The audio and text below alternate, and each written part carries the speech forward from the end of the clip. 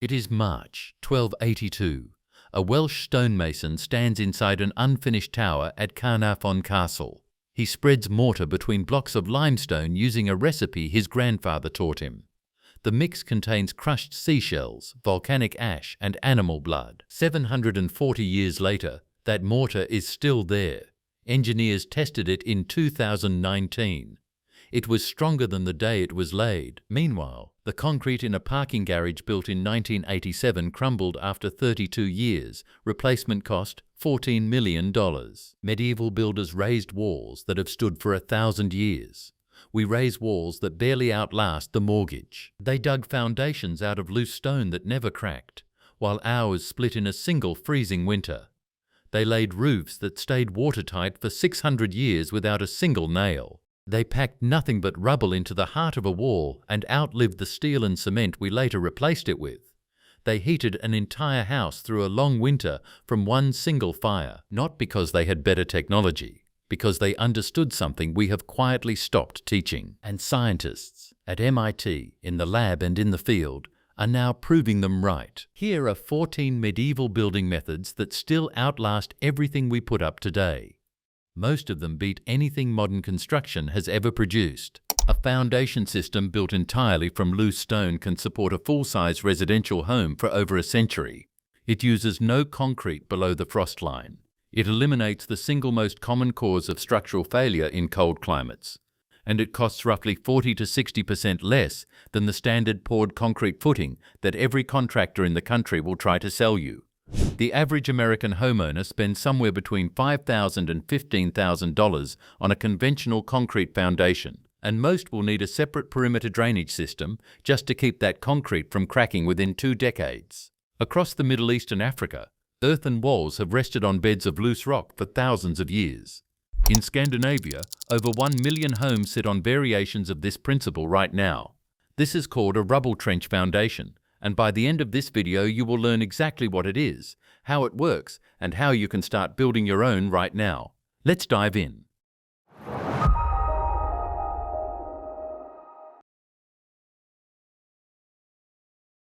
The idea of placing loose stone beneath a load-bearing wall is not modern. It is not even medieval. It may be one of the oldest construction techniques in human history. Across the ancient Near East, builders in Mesopotamia stacked rough-cut stone into shallow beds to support mud brick walls as far back as 3,000 years before the Common Era. The logic was intuitive. Stone does not absorb water the way earth does. Stone does not expand when temperatures drop. And when packed tightly into a trench, stone distributes weight across a wider footprint than any single block or timber post. In regions where rain could turn mud brick into slurry overnight, these stone beds served a dual purpose. They carried the wall's weight downward, and they allowed water to pass through and away before it could soften the base.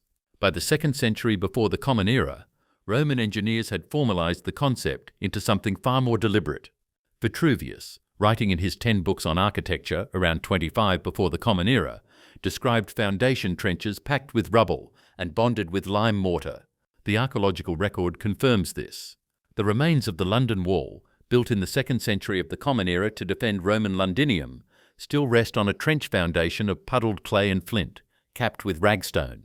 That foundation has carried the weight of a defensive wall through nearly 2,000 years of English winters. Roman builders understood something that the modern concrete industry has largely forgotten. The enemy of a foundation is not weight. The enemy is water. And loose stone, packed below a structural wall, lets water pass through instead of pooling against a rigid, impermeable surface. Then, around the turn of the 20th century, an American architect looked at railroad beds and asked a question that almost no one in the building industry had thought to ask. Frank Lloyd Wright noticed that railroad tracks, despite carrying loads of hundreds of tons across every climate zone in North America, almost never heave in winter. The reason was disarmingly simple. The tracks sit on a raised bed of crushed gravel. Water drains through the gravel instead of collecting beneath the rail. There is no water to freeze, so there is no frost heave. Wright realized the same principle could support a house. Starting in the 1930s, he began designing residential structures in the Chicago area using what he called rubble trench footings. The trench was dug below the frost line, filled with compacted stone and capped with a narrow concrete beam at grade level. Wright used the system for over 50 years across dozens of buildings, from modest Umensian homes to larger commissions. He described these foundations as perfectly static, meaning they showed no signs of settlement, cracking, or movement of any kind. Some of those buildings still stand today, nearly a century later, on their original stone footings, while neighbouring houses built on conventional concrete have been repaired, jacked up, or demolished. But the technique largely vanished from mainstream construction after Wright's era. The post-war housing boom demanded speed, standardization, and materials that could be delivered by truck and poured into place by semi-skilled labour. Concrete fit that model. Loose stone did not. It took a builder named Elias Vilonis, writing in Fine Home Building magazine in 1984, to bring the rubble trench back into public awareness with a detailed technical article that remains one of the most cited references on the subject to this day. To understand why a rubble trench outperforms a poured concrete footing in most residential applications, you need to understand one number: 9%. That is how much water expands in volume when it freezes. And that expansion generates force that is difficult to overstate. Freezing water exerts up to 150 tons of pressure per square inch. When groundwater collects against or beneath a concrete footing and temperatures drop below 32 degrees Fahrenheit or 0 degrees Celsius, that water becomes a hydraulic ram pushing upward against the foundation wall. This is frost heave, and it is the single largest cause of residential foundation failure in cold climates. According to the Federal Highway Administration, frost heave causes billions of dollars in damage to infrastructure annually in the United States alone. Individual homeowners face repair bills that typically range from $1,500 to over $10,000 per incident. A conventional concrete foundation tries to resist frost heave through sheer mass and depth. The footing is poured below the frost line, typically 3 to 4 feet deep depending on climate zone, and the assumption is that the weight of the concrete and the structure above will hold everything in place. But this approach has a fundamental flaw built into its own material. Concrete is not permeable. Water cannot pass through it. So any moisture that migrates through the surrounding soil collects against the foundation wall and pools beneath the footing. The builder installs a separate perimeter drain to address this, but that drain is an add-on. It is a patch on a design that fights water instead of working with it. In winter, the trapped water freezes, expands by 9%, and pushes the footing upward.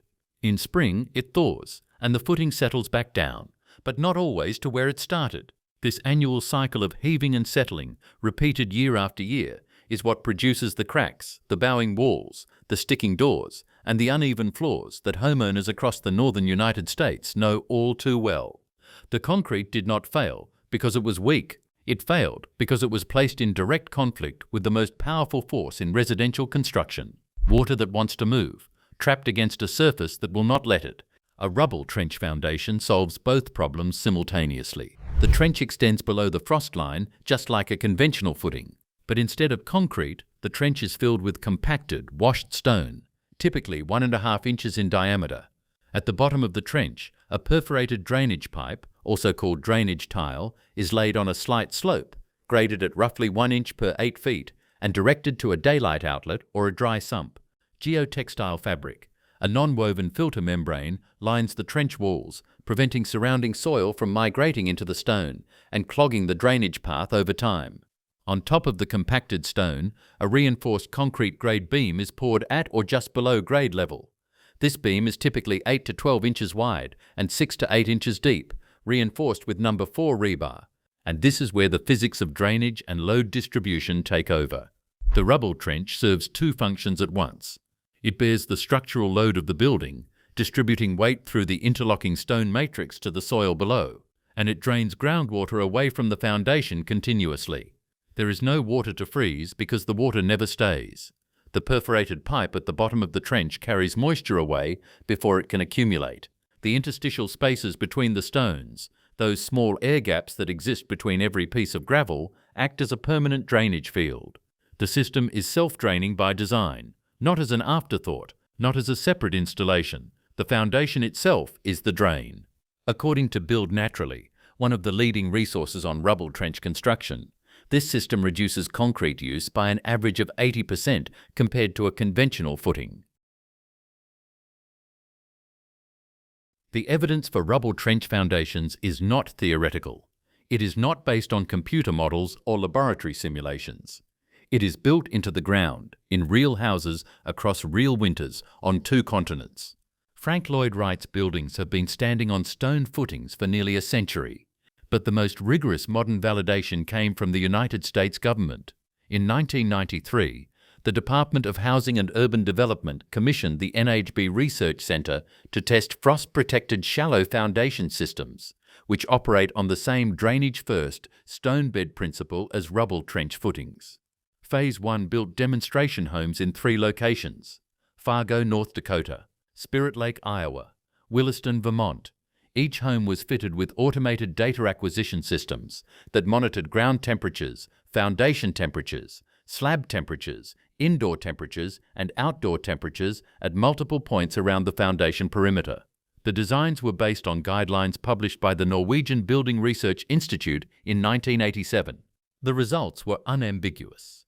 Across multiple winter seasons, including the severe 1993-94 winter, the foundation soils beneath every test home remained above freezing. No frost heave was recorded, no settlement, no cracking. Phase 2 added homes in Fargo and Palmer, Alaska, and confirmed identical performance even under subarctic conditions. The HUD report concluded that frost-protected foundation techniques could save nearly $300 million annually in United States construction costs and deliver 590 million kilowatt-hours in energy savings per year. In Scandinavia, where the technology has been standard practice since the end of World War II, over 1 million homes in Norway, Sweden and Finland sit on insulated shallow foundations built on compacted stone beds. The Swedish building company Legalet, which has been manufacturing frost-protected foundation systems since the 1980s, has installations in Sweden less than 100 miles from the Arctic Circle. The system is recognized in the building codes of all 3 Nordic countries as a standard residential foundation method, not as an alternative, not as an experimental option, as the default. In the United States, the International Residential Code recognizes crushed stone footings under Section R403.4.1 with prescriptive approval for seismic design categories A, B, and C. The broader principle is codified in ASCE FE32, the American Society of Civil Engineers standard for frost-protected shallow foundations. The Uniform Building Code states clearly that any foundation system is acceptable as long as it can support safely the loads imposed. The technology is not experimental, it is not fringe, it is code-approved, government-tested and supported by over 70 years of Scandinavian field data encompassing more than 1 million successful installations. At 12:22 in the afternoon, a wall in the south of England collapsed. 600 tons of stone. A section of the Lewis Castle curtain wall, nearly 900 years old, fell onto a neighbouring house in 12 seconds. By sheer luck, no one died. But here is what stopped the structural engineers cold. The other walls of Lewis Castle, built in the same century by the same masons with the same stone, were still standing. You have a retaining wall in your backyard. 7 years old, already bowing. Your brick chimney started shedding mortar after 4 winters. Your driveway is spalling. Your foundation has hairline cracks, the inspector said were normal. We build structures that barely survive a mortgage. They built structures we are still arguing about 1,000 years later. So why did one wall at Lewis fall, and the others did not? It is not the stone. It is not the size. It is not the age.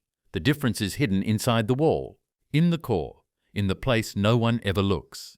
And what the construction industry quietly stopped doing in the 1800s is the reason a wall built in 1130 can outlast a wall built in 1970.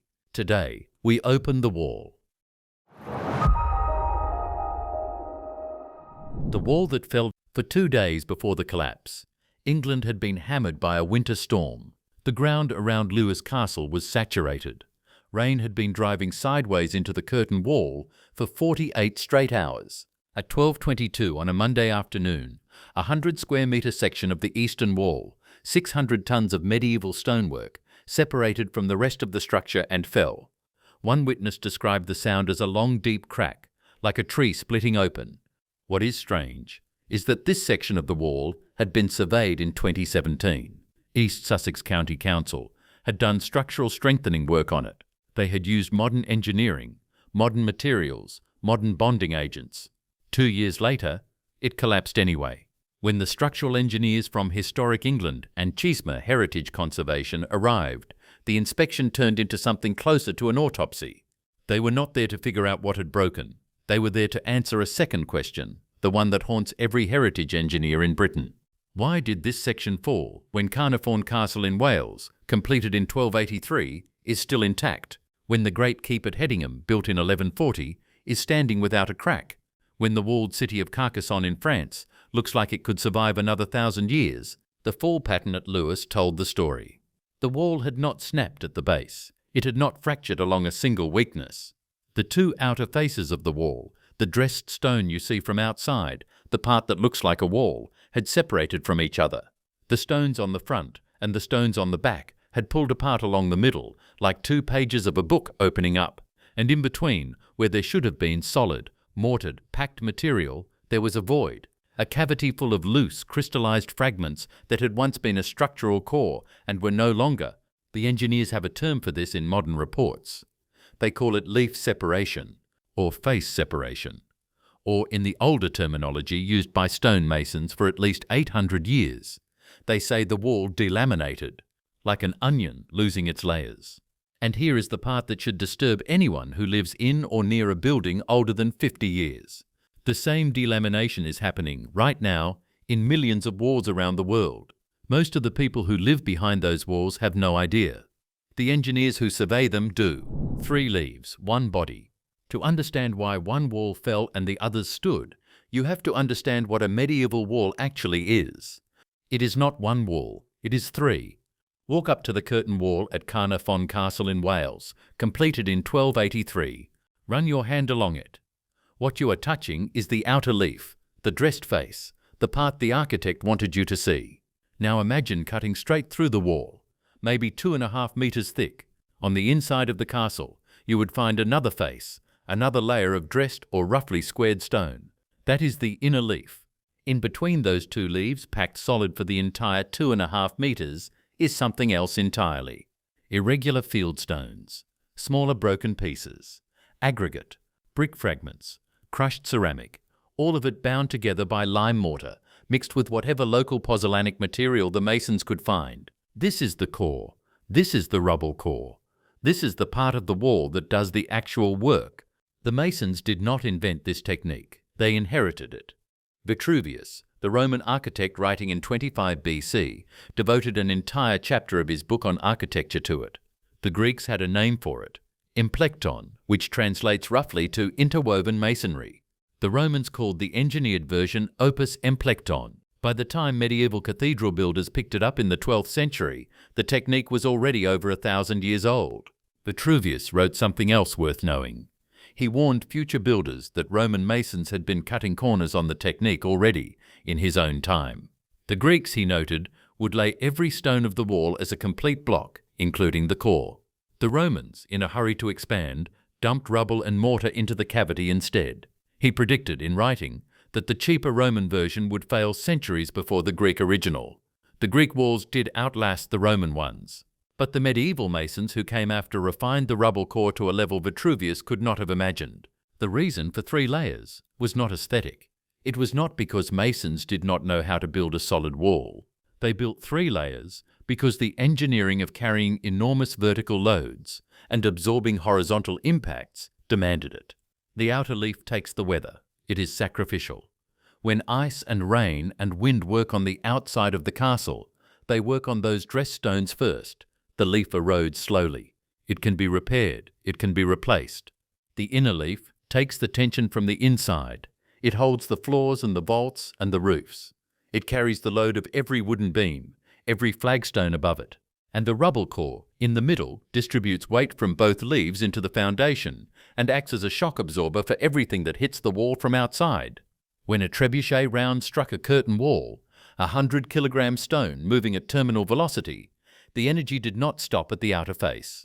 The face cracked, sometimes shattered, but the energy travelled into the rubble core, where loose, irregular stones could rearrange themselves a fraction of a millimetre without breaking. The wall flexed, the wall absorbed, the wall did not fall.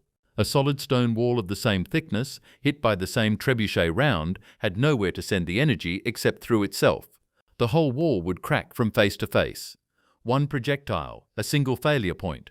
This is why every serious medieval fortification used 3 layers. Not because the masons were lazy, because 3 layers survived siege engines that 2 solid stone walls could not. But Lewis Castle had a rubble core. Caernarfon has a rubble core. Hedingham has a rubble core. Why did one fall and the others stand? The stitch. Here is the part the construction industry stopped teaching. 3 layers is not the answer. 3 layers is the starting point. The actual difference between a wall that lasts 100 years and a wall that lasts 1,000 comes down to 3 engineering details that you cannot see from the outside, that have no modern equivalent in mass-produced construction, and that a single skilled mason knew by feel. The first is the diatone. In Italian, diatono. In English, the throughstone, or the bonda. It is a single block of stone that is long enough to pass through the entire thickness of the wall, from the outer face all the way to the inner face. At regular intervals, the mason would set one of these in place of a normal facing stone. To the outside observer, it looks the same as any other block. From inside the wall, it stitches the 2 leaves to the core. Without diatones, the 2 faces of the wall work independently. The outer face takes wind load on its own. The inner face takes vertical load on its own. The rubble core sits between them, doing its job. But the system is not unified. Add lateral force, wind, settlement, earthquake, and the leaves move at different rates. Eventually, they peel apart. A research team at the Politecnico di Milano tested multi-leaf masonry walls under axial compression. They built scaled 3-leaf wallets, some with throughstones, some without. The walls with diatones, properly distributed, carried roughly 9 to 13% more load before failure than the walls without. More importantly, they failed differently. The walls without throughstones failed by leaf separation. The 2 faces parted ways, and the core spilled. The walls with throughstones failed in compression, all 3 layers crushing together as a single body, the way concrete crushes. That 9 to 13% number sounds small. It is not. Over 800 years of cyclic loading, temperature changes, freeze-thaw, settlement, wind, that 9% compounds. It is the difference between a wall that fails at year 300 and a wall that survives to year 1000. The second detail is the mortar. In 2018, a research team at Vilnius Gediminas Technical University drilled core samples into the medieval retaining wall of Gediminas Castle Hill in Lithuania. The wall dates to the late 13th century. They drilled boreholes 9 meters deep, pulling intact samples of the original mortar from depths where centuries of weather could not have reached. The compressive strength of the mortar at the deepest layers was 8.5 megapascals. In some samples, 10. That is the strength of low-grade modern concrete in a binder that was made from limestone burned in a wood-fired kiln 700 years ago. The recipe was hydraulic lime, quartz sand and crushed brick crumbs in a ratio of 1 part lime to 2.3 parts sand. The crushed ceramic was the key. Fired clay contains silica and alumina, which react with the lime in the presence of water to form calcium silicate hydrates and calcium aluminosilicate hydrates. These are the same compounds that make modern Portland cement strong. The mason did not know the chemistry. He knew that mortar made with brick dust set harder, set faster, and held up better in the rain than mortar made with sand alone. The Alhambra Palace in Granada was built around the same period. When researchers tested its mortars, they found compressive strengths between 11 and 15 megapascals, higher than poured concrete in many residential foundations today. For comparison, pure air lime mortar, made from non-hydraulic lime with sand alone, struggles to reach 3 megapascals. Most ancient mortars without pozzolanic additives test between half a megapascal and 3. The medieval mason was not making weak mortar that survived by accident. He was making concrete-grade binder with a recipe that predates Roman cement by 1,000 years. The third detail is patience. A medieval mason did not build more than a metre or 1.5 meters of wall in a single day. Then he stopped. He waited. He let the lime mortar carbonate, let it pull carbon dioxide from the air and recrystallize into solid calcium carbonate before adding more weight on top. If you build too fast, the lower courses compress before they cure.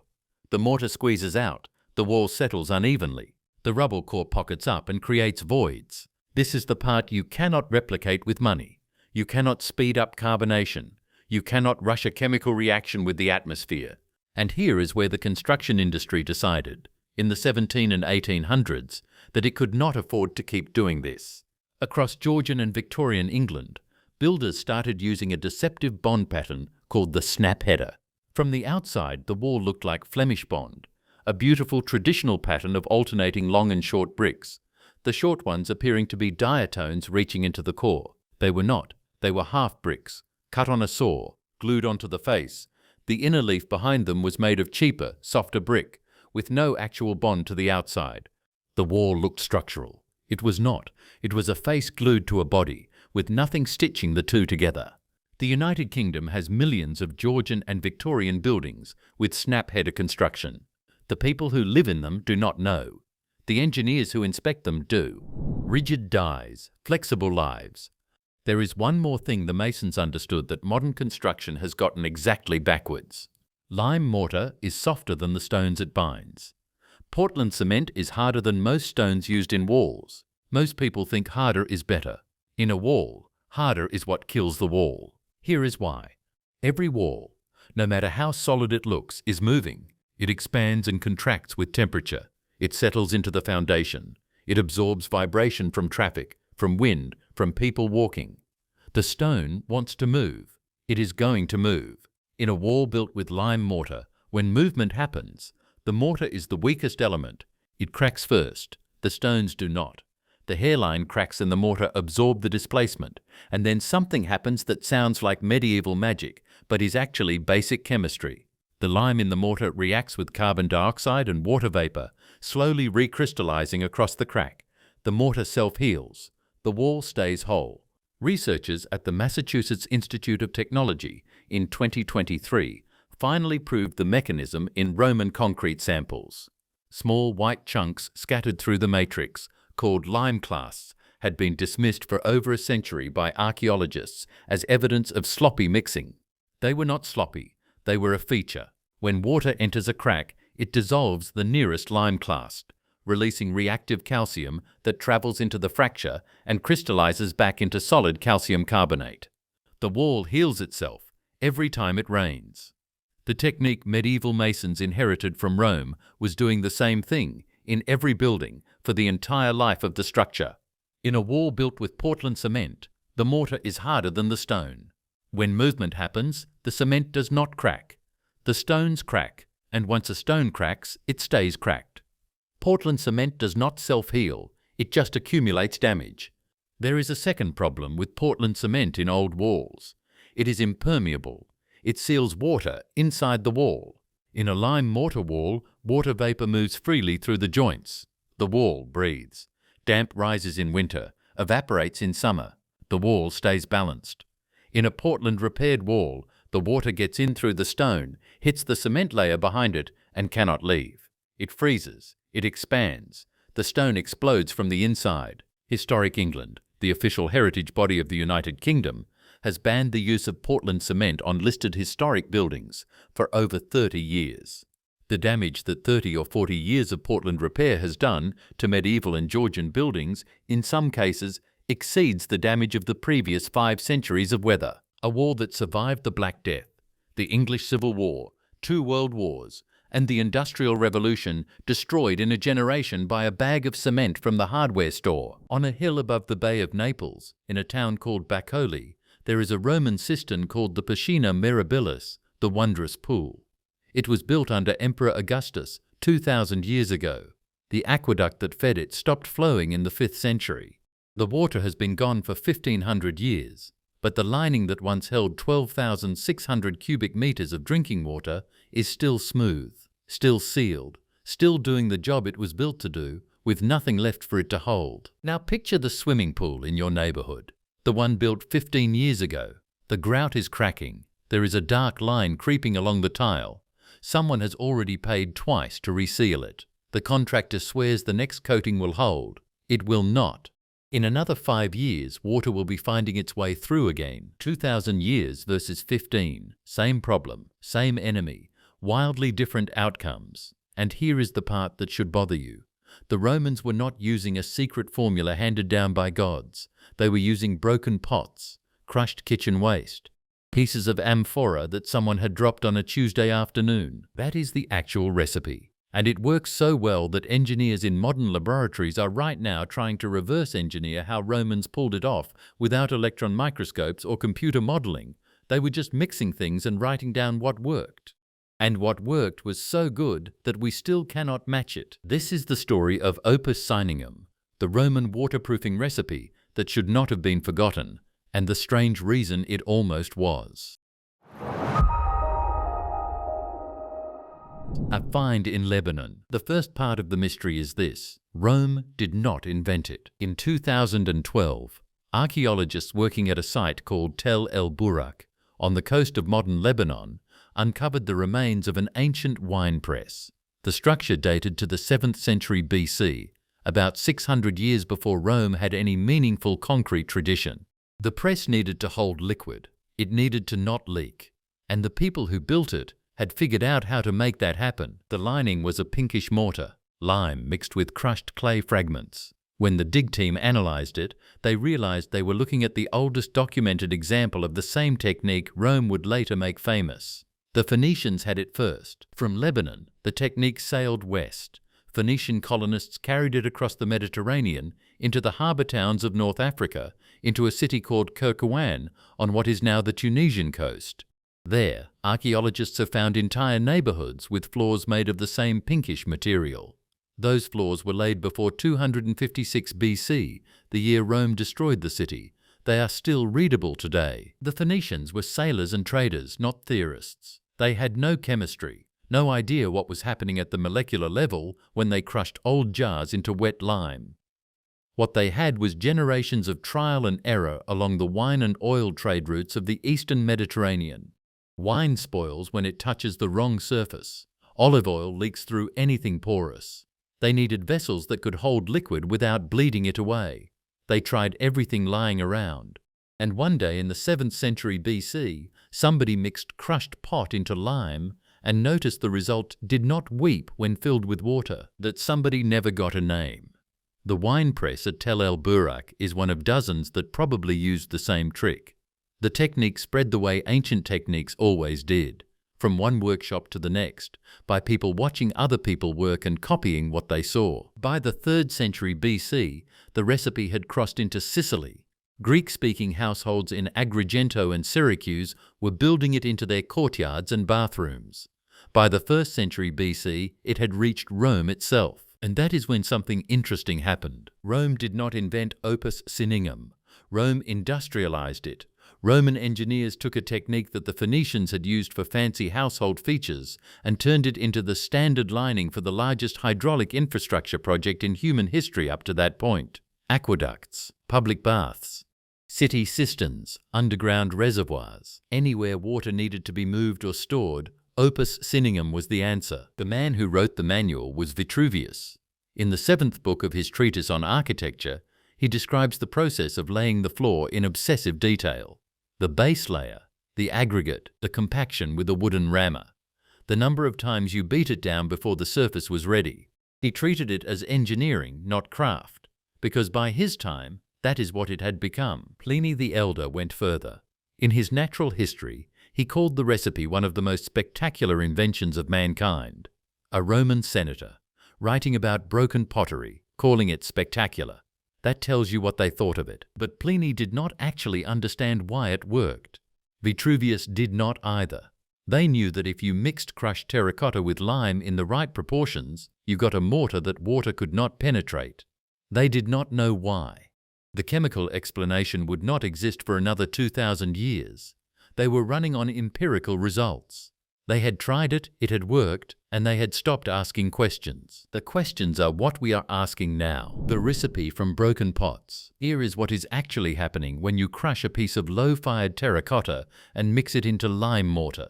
This is the part the Romans never knew, and it is the reason modern engineers are losing sleep over a 2,000-year-old recipe. Ordinary lime mortar, the kind you might use to point a brick wall, sets by absorbing carbon dioxide from the air. It is slow, it is weak in the presence of water, and it definitely does not hold up underwater. If you tried to line a cistern with plain lime mortar, the cistern would dissolve.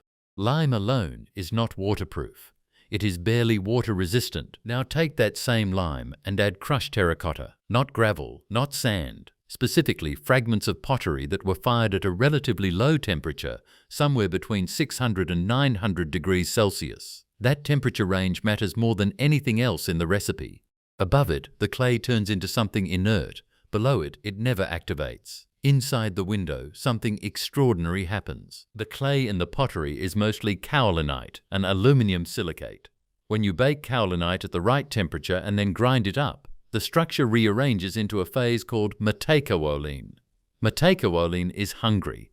It carries reactive silica and reactive alumina, and the moment it meets calcium hydroxide, which is what slaked lime is, it starts forming new mineral compounds. Calcium silicate hydrates, calcium aluminate hydrates, the same compounds that make modern Portland cement strong. But here is the difference. Portland cement uses these same chemical reactions, but it manufactures the metakaolin from scratch in a kiln burning at 1450 degrees Celsius. The Romans were not running kilns at that temperature. They did not need to. They were stealing metakaolin from pottery that had already been fired for completely unrelated reasons. A cooking pot, a wine amphora, a roof tile.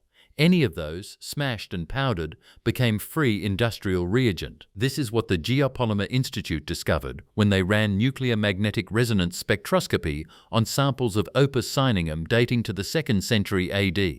The molecular fingerprint matched modern geopolymeric cements almost exactly. The Romans had unknowingly invented a geopolymer 2,000 years before the word existed. They had stumbled into a chemistry that the modern construction industry is currently spending billions of dollars trying to commercialize as a low-carbon alternative to Portland cement. And the fact that it was waterproof, the property that made it useful in the first place, turns out to be a side effect of how the metakaolin reaction fills the pores. As the new mineral phases grow, they choke off the microscopic channels that water uses to migrate through ordinary mortar. The result is not just a hard surface, it is a surface that water cannot find a path through. Mold cannot establish a foothold because there is no moisture transport. Cracks do not propagate because the mineral matrix flexes microscopically rather than splintering. The Romans achieved all of this with 2 ingredients: lime, which they made by burning local limestone, and cacio pesto, which is the modern Italian word for crushed terracotta, the leftover potsherds from any household kitchen in the empire. It was the most successful recycling program in ancient history, and nobody set out to invent it. There is one more thing worth understanding about how the recipe behaves over time. Modern Portland cement gets weaker when it sits in contact with moving water. The water leaches out the calcium, the binding compounds break down, and the structure crumbles from the inside. Opus cyninum does the opposite. The longer it sits in the presence of water, the more the unreacted metakaolin keeps forming new mineral compounds. It heals itself, microscopic cracks fill in, stress points stabilize. By the time a Roman cistern is 200 years old, its lining is harder and more impermeable than it was on the day the masons walked away from it. By the time it is 1,000 years old, the lining has effectively become stone. That is why archaeologists working on Roman hydraulic sites describe the experience the way they do. They say the linings feel manufactured, not aged, not weathered, manufactured, as if the surface is still in production. Where Rome put it. Once Roman engineers had the recipe, the question became where to use it. The answer was, everywhere water touched anything. Start with the aqueducts. Most people picture the iconic stone arches striding across valleys, the Pont du Gard in France, the Aqueduct of Segovia in Spain, the Tarragona Aqueduct in Catalonia. Those arches are the famous part. They are not the working part. The working part is the channel running across the top, called the specus. It is a narrow trough where the water actually flows, and the inside of that channel was lined with opus cyninum. Without the lining, the limestone blocks of the channel would have leaked from joint to joint. Calcium carbonate slowly dissolves in moving water. The aqueduct would have been bleeding from 1,000 small wounds. The opus cyninum sealed those joints into a single waterproof skin. The water that left the aqueduct was the water that entered it, minus a small amount lost to evaporation. Some of those linings are still intact in archaeological remains today. You can run your hand along them and feel a surface that has not been touched by maintenance in 1800 years. The public baths used it next. Roman bath complexes were enormous engineering projects.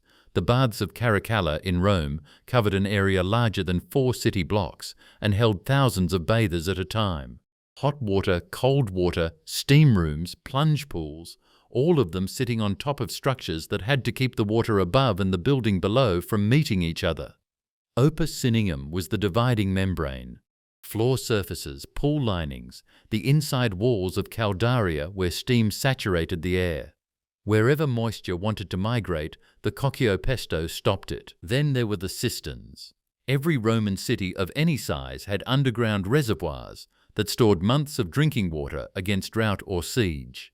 The Piscina Mirabilis, from the opening of this video, the one above the Bay of Naples, is the largest of them anywhere in the empire. 12,600 cubic meters of capacity, 48 cruciform pillars holding up a vaulted ceiling, the whole thing carved out of a volcanic tuff hillside and lined entirely in Opus Cinium. 2,000 years later, the surface is still smooth. The corners where the floor meets the wall, which engineers call the cove, are still rounded the way the Roman builders shaped them to prevent stress cracks. Nothing about the lining looks tired. There is one more application that almost nobody talks about. Roman houses had a heating system called the hypercaust. Hot gases from a furnace flowed under raised floors, warming the rooms above. The floors had to handle moisture from kitchens and bathrooms, while also withstanding the constant thermal cycling of heating and cooling. Plain mortar would have cracked within a season. Opus Cinium did not. The floors of Pompeian villas, sealed in volcanic ash in 79 AD, show pinkish hypercaust surfaces still flat and intact when archaeologists exposed them. Almost 2,000 years of being buried under meters of volcanic debris, and the surfaces emerged unwarped. Modern restoration teams have walked across them in rubber-soled boots and reported that they sound solid underfoot. They sound like a floor that was poured last year. There is a detail about Roman construction practice that sharpens this picture even more. When Roman builders applied Opus Cinium to a vertical wall, say the inside of a cistern, they did it in 3 layers. A coarse base coat with larger pottery fragments to grip the underlying stone, a middle coat with finer aggregate to bridge the surface, a top coat polished smooth with iron tools while it was still slightly damp. Each layer was rammed and beaten before the next went on. The whole process for a single chamber could take weeks. Nobody was in a hurry. The work was paced to the chemistry of the material, not the schedule of the project. That patience is part of the reason the results lasted. Every one of these applications was a pressure test. Every one of them Opus Cinium passed, and the Romans got so used to it working that they stopped paying attention to the recipe itself. It became background infrastructure. The kind of thing nobody thinks about until it is gone. Your roof cost you $12,000, maybe 20. The contractor told you 25 years. 8 years in, you are already sweeping granules out of the gutters, watching the flashing curl, waiting for the first leak. In a small valley in southern Italy, there are roofs that have been sitting in the open weather for 600 years. No mortar, no nails, no tar paper, no sealant, no screws, no adhesive of any kind. Just stone, stacked by hand, and they are still watertight. 1,600 of them, cone after cone of pale limestone, packed tight against each other on the slopes of Alberobello. Anyone who has ever paid for a roof knows what should happen to a structure like this. It should leak, it should sag, it should have collapsed a long time ago. It hasn't. Because the masons who built these things, illiterate peasants pressed into a tax fraud that lasted 4 centuries, knew something about roof construction that modern builders have only just begun to study seriously. The trick is hidden inside the cone. You cannot see it from the street. You cannot see it from the inside. But every one of those stones is still in place. The tax that built a town. The valley is called the Itria, south of Bari, north of the Salento, in the region of Puglia. In the late 1300s, the Counts of Conversano controlled this land. The King of Naples controlled the Counts. The kingdom levied a tax on every permanent dwelling in its territory. The Counts, like most lords in any age, did not want to pay. So they made an arrangement with the peasants who farmed their fields. The peasants would build their homes from local limestone, gathered from the rocky soil they were trying to clear for cultivation. They would build them without mortar, without iron fasteners, without any binding material that would mark the structure as permanent in the ledgers of a royal inspector. When word came that the king's tax assessors were riding in from Naples, the peasants would climb their own roofs and pull a single keystone out of the apex of the cone. The whole structure would come down in minutes, stones in a pile. Nothing here, sir, just rubble. By the time the assessors left, the cones would be back up. This was not legal. The buildings remained technically illegal until the 1700s.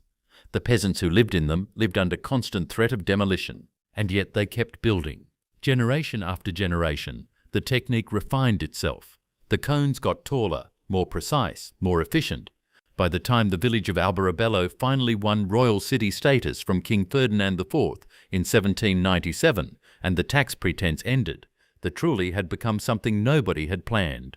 They had become some of the most thermally efficient structures in pre-industrial Europe.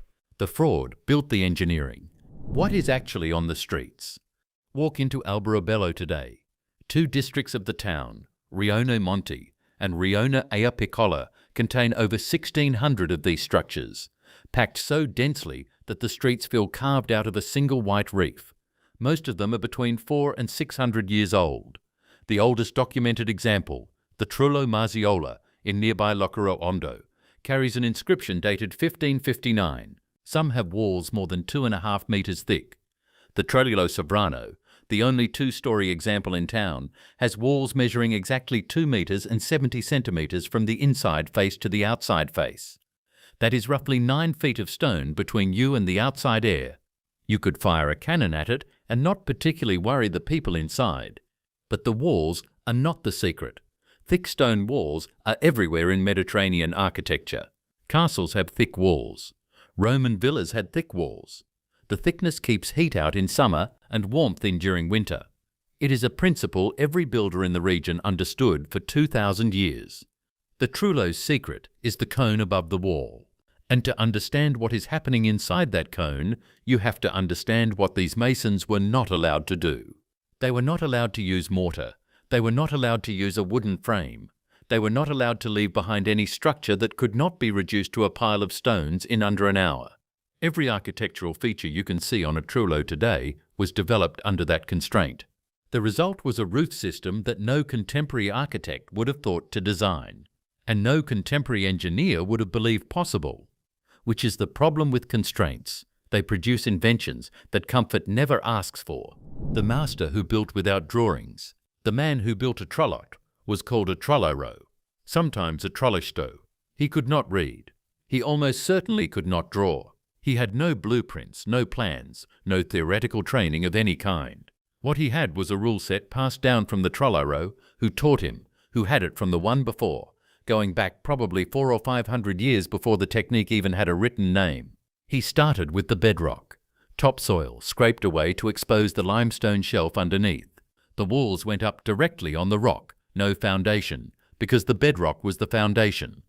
The walls were built in 2 skins, an outer skin of larger stones for structure, an inner skin of finished stones for the interior face. Between the 2 skins, smaller rocks and rubble were packed in to fill the cavity. That cavity is the first hidden trick. Nobody walking past the Trullo can see the rubble core. From the outside, the wall looks solid. From the inside, the wall looks solid. But there is a layer of broken stone between the 2 faces, and that broken layer is dead airspace, which is one of the best thermal insulators ever discovered. Modern builders pay for fiberglass. The Trullo got it for free because broken stone leaves the gaps. Then he started the cone, a circular or oval ring of stones at the top of the wall, each ring laid horizontally, but each ring stepped slightly inward from the one below it, a few centimeters at a time. 20 rings, 30, 40. The shape that emerged is called a tholos in classical archaeology, a corbelled pseudodome, and it is one of the oldest roof forms human beings have ever built. Mycenaean tombs used it. Greek funeral chambers used it. Irish monks on bare Atlantic islands used it. The Trollaro used it differently. If you have ever paid for a roof, you have been buying the same broken thing for 3 generations. Asphalt shingles, the dominant residential roofing material in North America, have an industry-claimed lifespan of 20 to 30 years. The actual lifespan, in many regions, is closer to 15. Class action lawsuits have been filed against major manufacturers for shingles that failed in as little as 6. The reason is that modern shingles use more crushed limestone filler than they did a generation ago. Lighter, cheaper, less weather-resistant. The Trunero was using whole limestone. He had no choice. He could only use what he could pry out of the field. And he used it twice. The two roofs, nobody can see. This is the moment the whole video has been building toward. The moment that tells you why a peasant house from 1559 is still standing while your roof needs a contractor every 15 years. The Tralaro did not build one roof on top of his tralaro. He built two. The inner shell is called the candela. The candle, it is the structural cone, the corbelled ring of wedge-shaped limestone blocks called quionchi, each one set without mortar, each one supporting the one above through pure compression. The ring closes at the top with a single closing stone, the way a Roman arch closes with a keystone. Once that keystone is in place, the whole structure becomes self-supporting. Take the keystone out and the cone collapses. This is what made the tax fraud possible, and it is what made the engineering work. But the candela by itself would leak. Stone is porous. Joints between stones, however tight, will let water through under pressure. A single corbelled shell of limestone is a structural roof, but it is not a weatherproof roof. So the Tralaro built a second roof over the first one. The outer shell is made of thinner limestone slabs called chumcarel, 3 to 7 centimeters thick, often less than the width of 2 fingers. They are laid over the candela like fish scales. Each slab tilts slightly outward, away from the apex. Each slab overlaps the joints of the slabs below it. There is no mortar. There is no fastener. There is nothing holding them down except gravity and the friction of stone against stone. Rainwater hits the chinacarel and runs sideways before it has a chance to soak in. The tilt of the slabs forces water down the surface of the cone, ring by ring, until it reaches the eaves at the base, where in many trilli the eaves are channeled into a stone gutter and carried into a cistern beneath the floor. The same rain that should have destroyed the building is instead the building's water supply. Between the two roofs is a hollow space. Not a structural cavity. The space gets filled with insulating material, small loose stones called skarduk, packed between the structural candela inside and the watertight quioncarel outside. That packed stone layer creates trapped dead air. The roof is essentially a sandwich. Stone shell, air-filled core, stone shell, 3 components, no membrane, no mortar, no industrial product of any kind. If that structure sounds familiar, it should. In 2015, researchers at the National University of Singapore published a study in the journal Energy on what they called a double-skin roof system for tropical climates. They found that a roof with 2 layers of solid material separated by an insulating gap reduced the daily heat gain into a building by approximately 50%.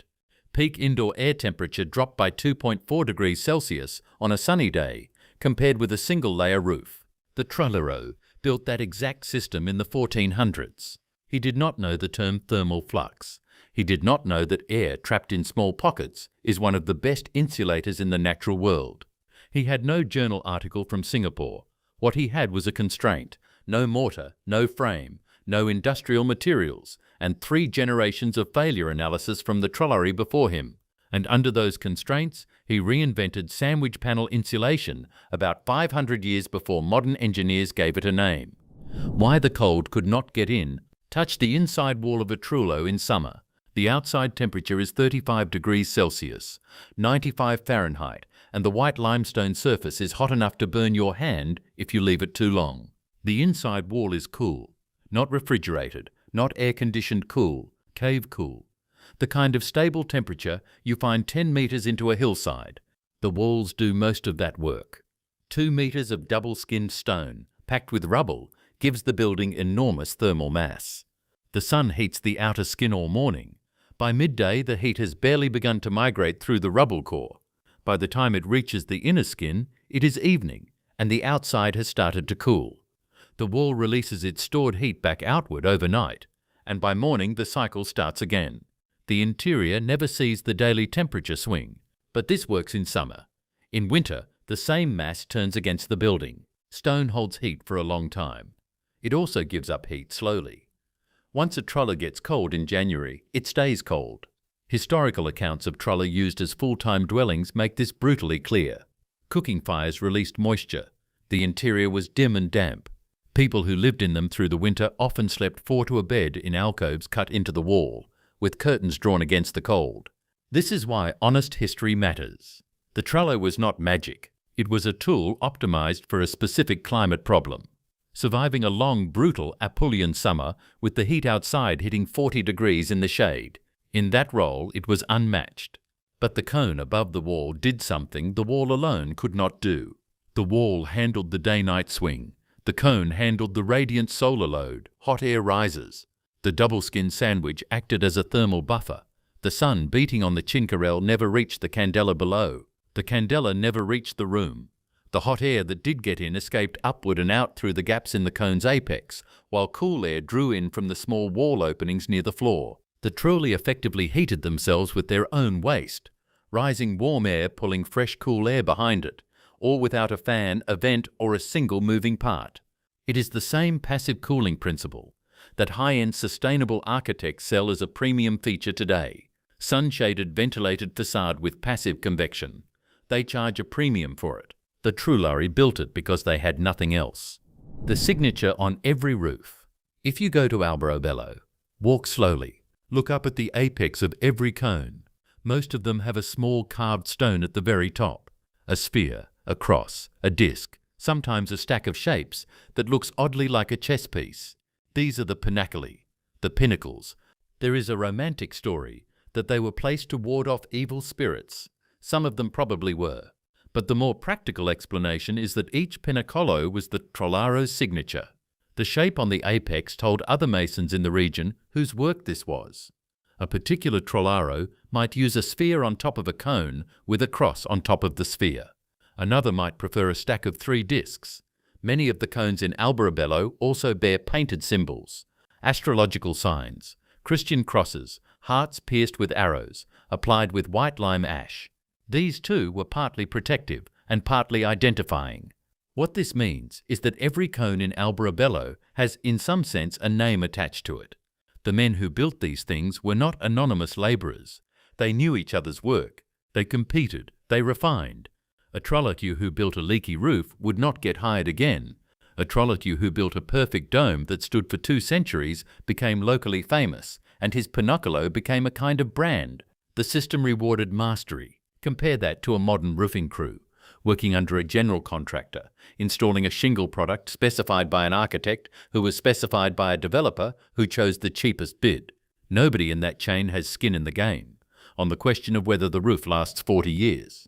Everyone gets paid the same whether it lasts 40 or 14. The Trollero got paid for a name on a stone. Between 1965 and 1978, archaeologist Margaret Jones led the largest excavation ever undertaken in the British Isles. 18 hectares of Essex farmland near a village called Mucking. Her team uncovered more than 44,000 individual archaeological features. But among all of them, one discovery stood out. Over 200 small rectangular pits dug into the ground, each roughly 4 metres long by 3 metres wide and half a metre to 1 metre deep. At each end, a large post hole. These were not graves. They were not storage pits. They were homes, or workshops, or both. Archaeologists called them sunken featured buildings. The Germans, who invented the design, called them Grubenhäuser, and for roughly 300 years, from the 5th century to the 7th, they were the most common building in Anglo-Saxon England. Today, most people have never heard of them. You will not find them mentioned in architects' textbooks. You will not see them referenced in modern survival literature. And yet, the Grubenhaus may be one of the most efficient shelter designs ever created. It could be built in days. It required no purchased materials. It stayed warm in winter and cool in summer, and it used a principle of thermal engineering that modern builders are only now rediscovering. The written record. The earliest written description of this building type comes from a Roman. In 98 AD, the historian Tacitus published a short ethnographic work called the Germania. In it, he described the building habits of the Germanic tribes living beyond the Rhine frontier. Tacitus wrote that the Germanic peoples employed timber for all purposes, rough-hewn and without ornament. But then he added something specific. He wrote, "They are wont to dig out subterranean caves and pile on them great heaps of dung as a shelter from winter and as a receptacle for the year's produce. For by such places they mitigate the rigour of the cold." Two things matter here. First, Tacitus identifies the core function. These sunken structures were not primitive. They were deliberate thermal solutions. The builders understood that digging into the earth and covering the structure with organic insulation would reduce heat loss during winter. Second, Tacitus notes a dual function. These were shelters and storage, combined in a single structure. The constant ground temperature that kept people warm also kept food from spoiling. Tacitus was writing about the 1st century, when Anglo-Saxon settlers brought this building tradition to England roughly 400 years later. The design had barely changed. That kind of continuity tells you something. If a building technique survives 4 centuries without significant modification, it works. What a Grubenhaus actually looked like, let us be precise about the construction, because the details matter. A Grubenhaus begins as a rectangular pit. Archaeological evidence from sites across England shows consistent dimensions. The excavations at Weststow in Suffolk, one of the most thoroughly studied Anglo-Saxon settlements in the world, measured pits ranging from 3.7 to 4.4 metres long, 2.7 to 3.5 metres wide, and 0.58 to 0.97 metres deep. That is roughly 12 to 15 feet long, 9 to 12 feet wide, and 2 to 3 feet deep. At each narrow end of the pit, the builder sank a substantial wooden post into a deep post hole. These 2 posts supported a horizontal ridge beam running the length of the structure. From this ridge beam, rafters sloped down to ground level on both sides, creating a tent-shaped or A-frame profile. The roof was thatched, usually with whatever material was locally available. At Weststow, the reconstructions have used both reed thatch and heather thatch, the latter known in northern England as black thatch. The gable ends, the triangular walls at each short side, were typically filled with wattle and daub. That is a lattice of woven wood strips plastered over, with a mixture of clay, straw, and sometimes animal dung. One gable end contained a simple plank door. There were no windows. The result was a compact, weatherproof structure with a footprint roughly equal to a modern single-car garage. It was not grand. It was not beautiful, but it was functional in ways that deserve closer examination. The comment section on this channel consistently adds knowledge that expands these videos. If you have ever built an earth-sheltered structure, or even dug a root cellar, I want to hear about the temperature difference you noticed. Drop a comment. The great floor debate. Here is where the Grubenhaus becomes genuinely interesting from an engineering perspective, and where archaeologists have argued for decades. The central question is this: did the pit serve as the actual floor of the building, or was there a suspended wooden floor above the pit, creating a crawl space beneath? At Weststow, the evidence suggested that many Grubenhäuser did have suspended plank floors. Stanley West, who directed the excavations from 1956 to 1972, found evidence of clay hearths that partially overhung the edges of pits. These hearths appeared to have collapsed downward when whatever supported them was removed. That something, West argued, was a suspended floor. Jess Tipper, who published the definitive study of the Grubenhaus in Anglo-Saxon England, confirmed that the debate remains unresolved, but that recent research suggests suspended floors were more common than previously thought. Both interpretations reveal clever engineering. If the pit was the floor, the occupant benefited directly from the Earth's thermal mass. The ground acted as a massive heat battery, absorbing warmth during the day and releasing it slowly at night. If there was a suspended floor, the air cavity beneath created a natural ventilation layer. Damp air from the ground would circulate below the floor rather than entering the living space. This kept the floor dry and reduced condensation, which would have been critical for certain activities. And this brings us to the question of what these buildings were actually used for, not just houses. The weaving theory. Victorian-era historians looked at the Grubenhaus and saw primitive squalor. They imagined Anglo-Saxon peasants huddled in filthy pits, one step above cave dwellers. This interpretation persisted for decades. It was also wrong. At site after site across England, archaeologists found the same artefact inside Grubenhäuser, clay loom weights. At Sutton Courtenay in Oxfordshire, 15 loom weights were recovered from a single building. At Mucking, loom weights appeared repeatedly across the 200 structures. At Weststow, the pattern held. Loom weights are used with a warp-weighted loom, a vertical frame that leans against a wall. Bundles of thread hang from the top beam, pulled taut by the clay weights at the bottom. The weaver passes a shuttle horizontally through these vertical threads to create fabric. This is where the engineering of the Grubenhaus becomes remarkable. The Roman naturalist Pliny noted that Germanic women manufactured linen inside underground spaces, and there is a practical reason for this. Linen fibers are made from flax, and flax thread is notoriously difficult to work when dry. It becomes brittle and snaps. The natural humidity of a semi-subterranean pit kept the air moist enough to prevent the fibers from breaking during weaving. The Grubenhaus, in other words, was not a sign of poverty. It was a purpose-built workshop with climate control.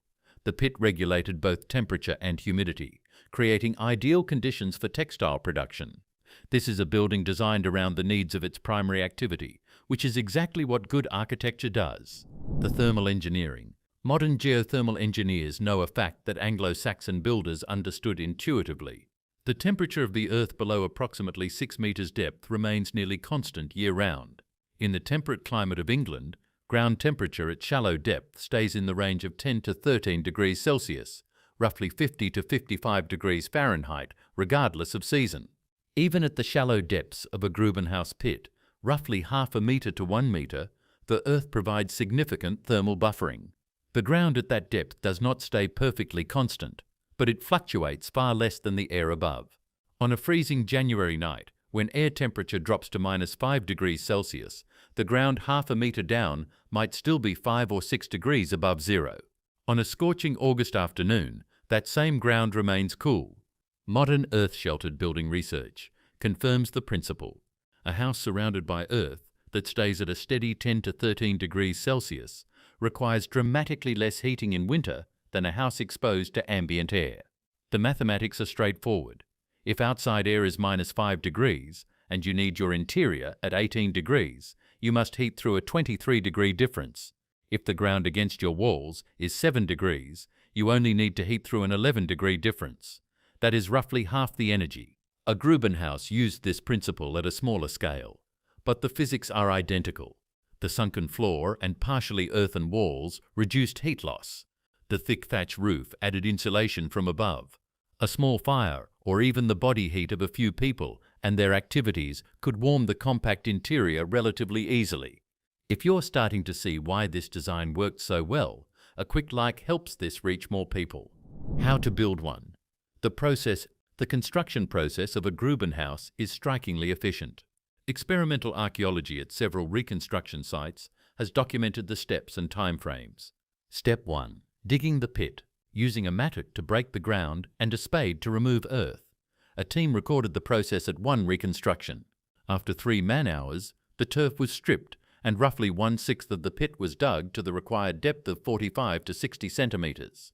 The complete pit, roughly 3 meters by 2.5 meters, could be excavated in approximately 18 to 20 man-hours. 2 people working steadily could finish in 2 days. Step 2. Setting the posts. 2 substantial timbers, roughly 15 to 20 centimeters in diameter, were sunk into post holes at each narrow end. These needed to be sturdy enough to support the ridge beam and the weight of the thatched roof. Step 3. The ridge beam and rafters. A horizontal beam connected the 2 upright posts. Rafters extended from the ridge down to ground level on both sides. These could be round timbers of various diameters. The A-frame shape is one of the simplest and strongest roof structures possible. It naturally sheds rain and snow, and the steeper the pitch, the better it performs. Step 4. Thatching. This was by far the most labor-intensive part of the project. Cutting, preparing, and laying thatch took more time than all other steps combined. But the materials, whether reed, heather, or straw, were freely available in the surrounding landscape. Step 5. Wattle and daub for the gable ends. A frame of interwoven wood strips was built across each triangular end wall, then plastered with a clay mixture. Wattle is remarkably simple to construct. Upright stakes are driven into the ground at regular intervals, and flexible rods, typically hazel or willow, are woven horizontally between them. The daub, a mixture of clay, chopped straw, and sometimes animal dung, is then pressed onto both sides and smoothed. The reconstruction teams noted that the main effort was in digging and transporting the large quantity of clay required. But once applied and dried, wattle and daub forms a solid, windproof wall with decent insulating properties. Step 6. The door. Anglo-Saxon doors were made from planks joined with a V-shaped tongue and groove, held together with square wooden pegs called trennials. Hinges were simple L-shaped iron pins. Total construction time, depending on available labour and the time spent gathering thatch, a functional Grubenhaus could be built in 1 to 2 weeks. The materials cost was effectively zero, assuming access to timber, earth and thatch. The modern comparisons. Consider what we spend today to achieve a similar result. The modern equivalent of a Grubenhaus in terms of floor area is a tiny house. A Grubenhaus provides roughly 12 to 15 square meters of usable space. A modern tiny house of comparable size costs on average $30,000 to $60,000. The average price per square foot is around $300. Construction takes weeks to months. It requires purchased lumber, insulation, electrical wiring, plumbing, permits, and professional labor. Even a basic survival shelter, if built from purchased materials, runs into thousands of dollars.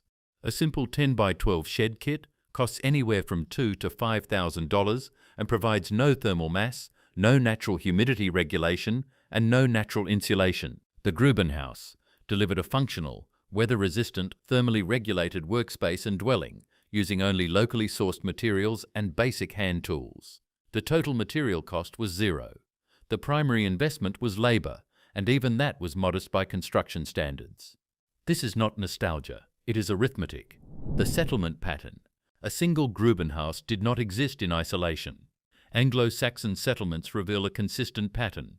Several Grubenhaus were clustered around a larger timber hall, a post-built rectangular building that served as the main dwelling and communal space. At West Stowe, the settlement that lasted from roughly 420 AD to 600 AD, consisted of 70 sunken featured buildings, arranged in groups around 7 timber halls. This represented 3 or 4 family groups at any one time. The Grubenhäuser served as satellite buildings, weaving sheds, storage rooms, workshops, and possibly sleeping quarters. At Mucking in Essex, the pattern was even more extensive. Over 200 Grubenhäuser and at least 53 post-hole buildings were uncovered during Margaret Jones's 13-year excavation. The settlement shifted gradually northward over its lifespan, from the early 5th century through the 7th century. It began as a relatively dense cluster at the southern end of the site, then expanded and dispersed as new families arrived and established farmsteads. As buildings deteriorated, new ones were constructed nearby.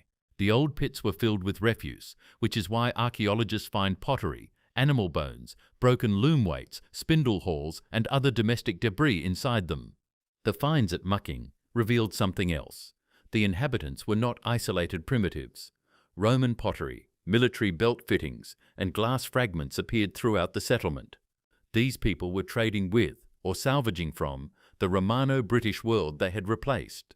A Grubenhaus at Chadwell St. Mary, adjacent to Mucking, yielded charred seeds of barley, wheat, oats, rye, and peas, along with apple and bramble seeds.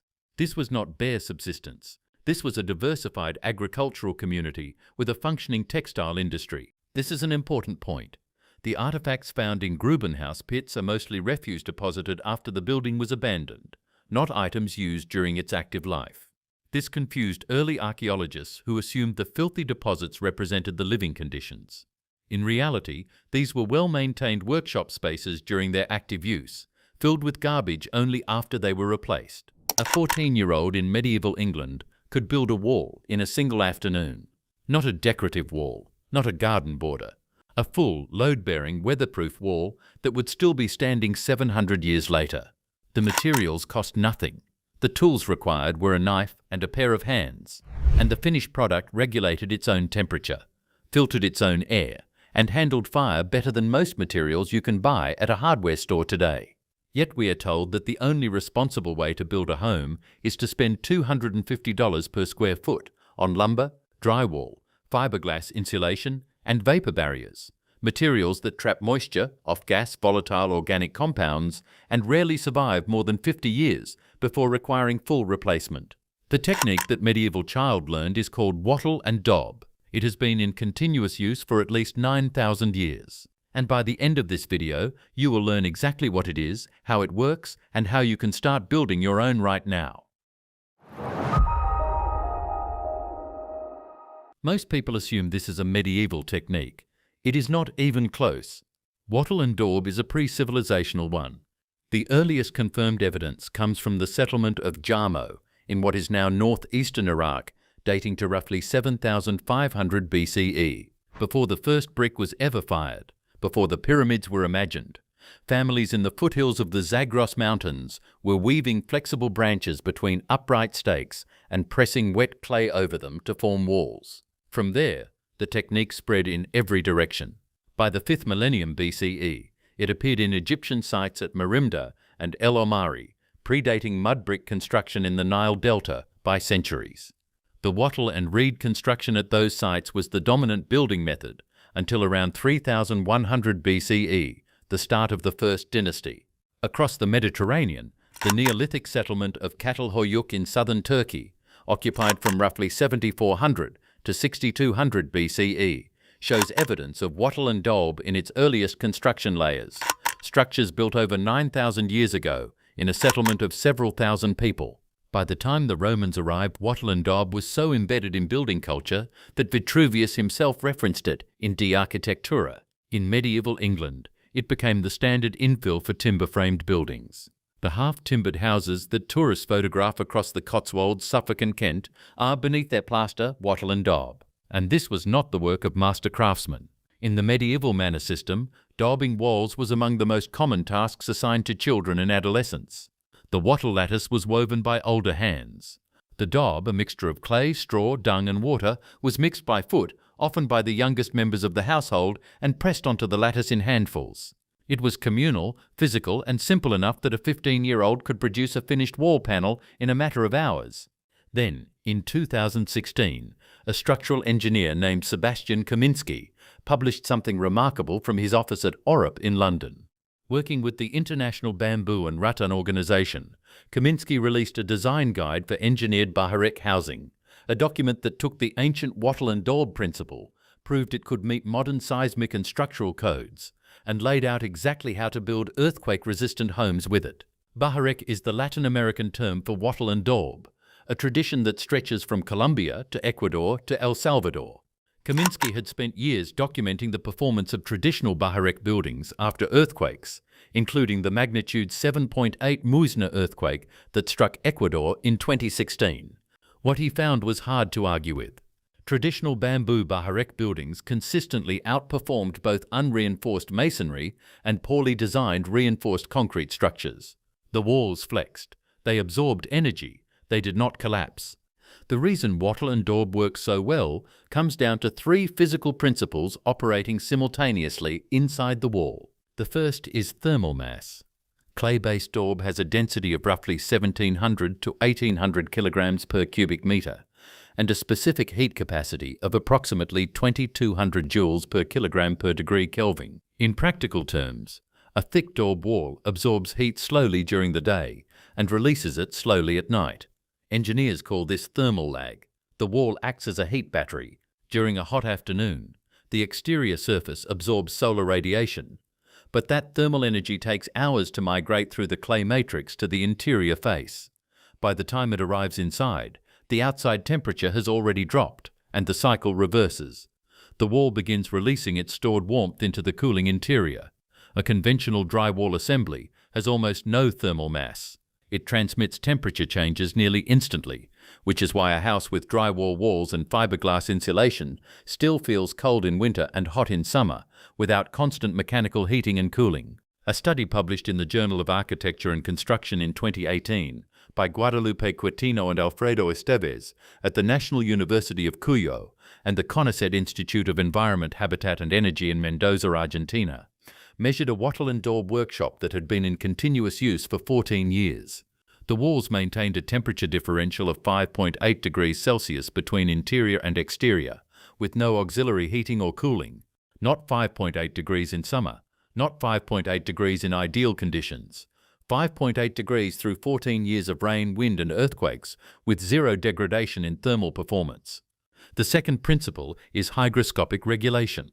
Clay absorbs moisture from the air when humidity is high, stores it within its microporous structure, and releases it when conditions become drier. Anyone who has spent time inside an earthen building notices it immediately. The air feels different. Modern construction fights moisture with vapor barriers, essentially plastic sheets that prevent water from moving through the wall assembly. But vapor barriers also trap moisture that does get in. Mold follows. A wattle and daub wall takes the opposite approach. It breathes.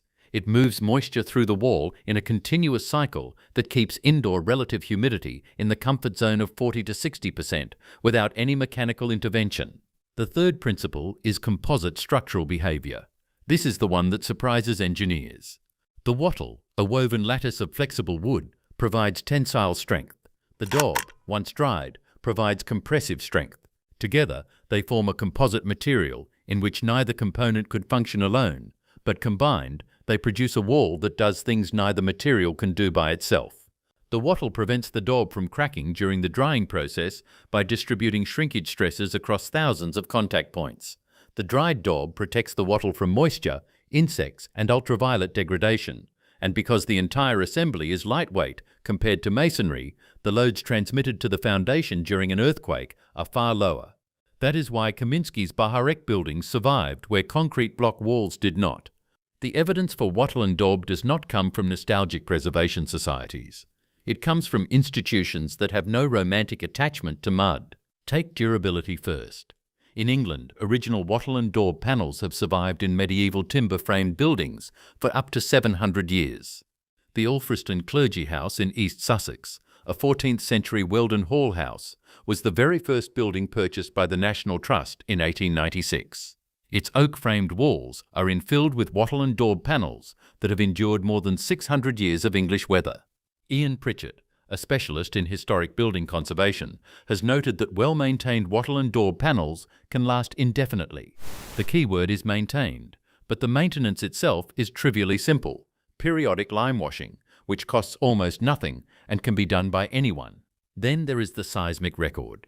After the 1999 Armenia earthquake in Colombia, the 2001 earthquake in El Salvador, and the 2016 Wisna earthquake in Ecuador, field observations consistently showed that traditional bamboo bahareka structures performed favorably compared to unreinforced masonry and inadequately engineered reinforced concrete buildings.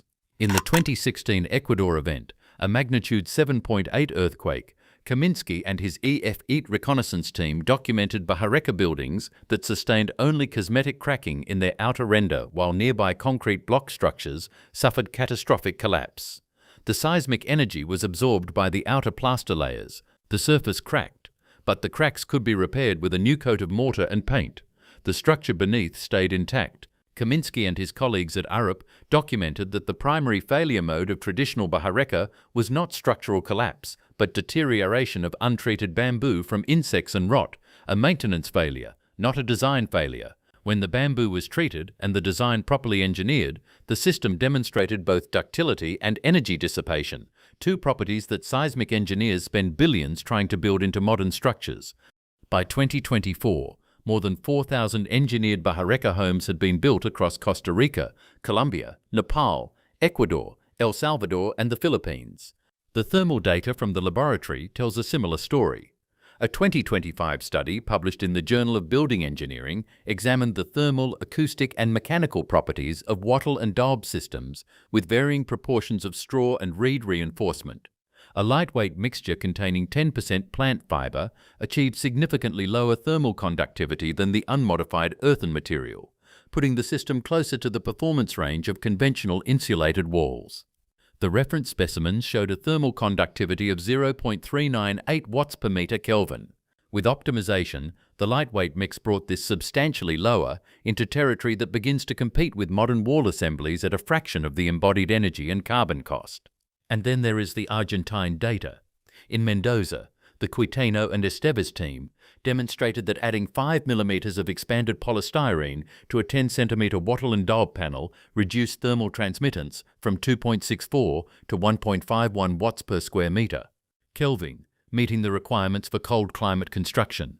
A 9,000-year-old wall system, upgraded with a single thin layer of modern insulation, met the same thermal code as a conventional framed wall. Walk past any building site the moment the soil turns bad, and watch what the crew does. They dig deeper, they pour more concrete, they bury a problem they never stopped to read. Somewhere in your own home, the same problem may already be moving. A crack climbing the wall above a doorway, a floor that slopes a little more each year, a foundation quietly losing an argument with the ground underneath it. We are told this is just bad luck, bad soil, the price of building on clay or on a high water table or on ground that shifts.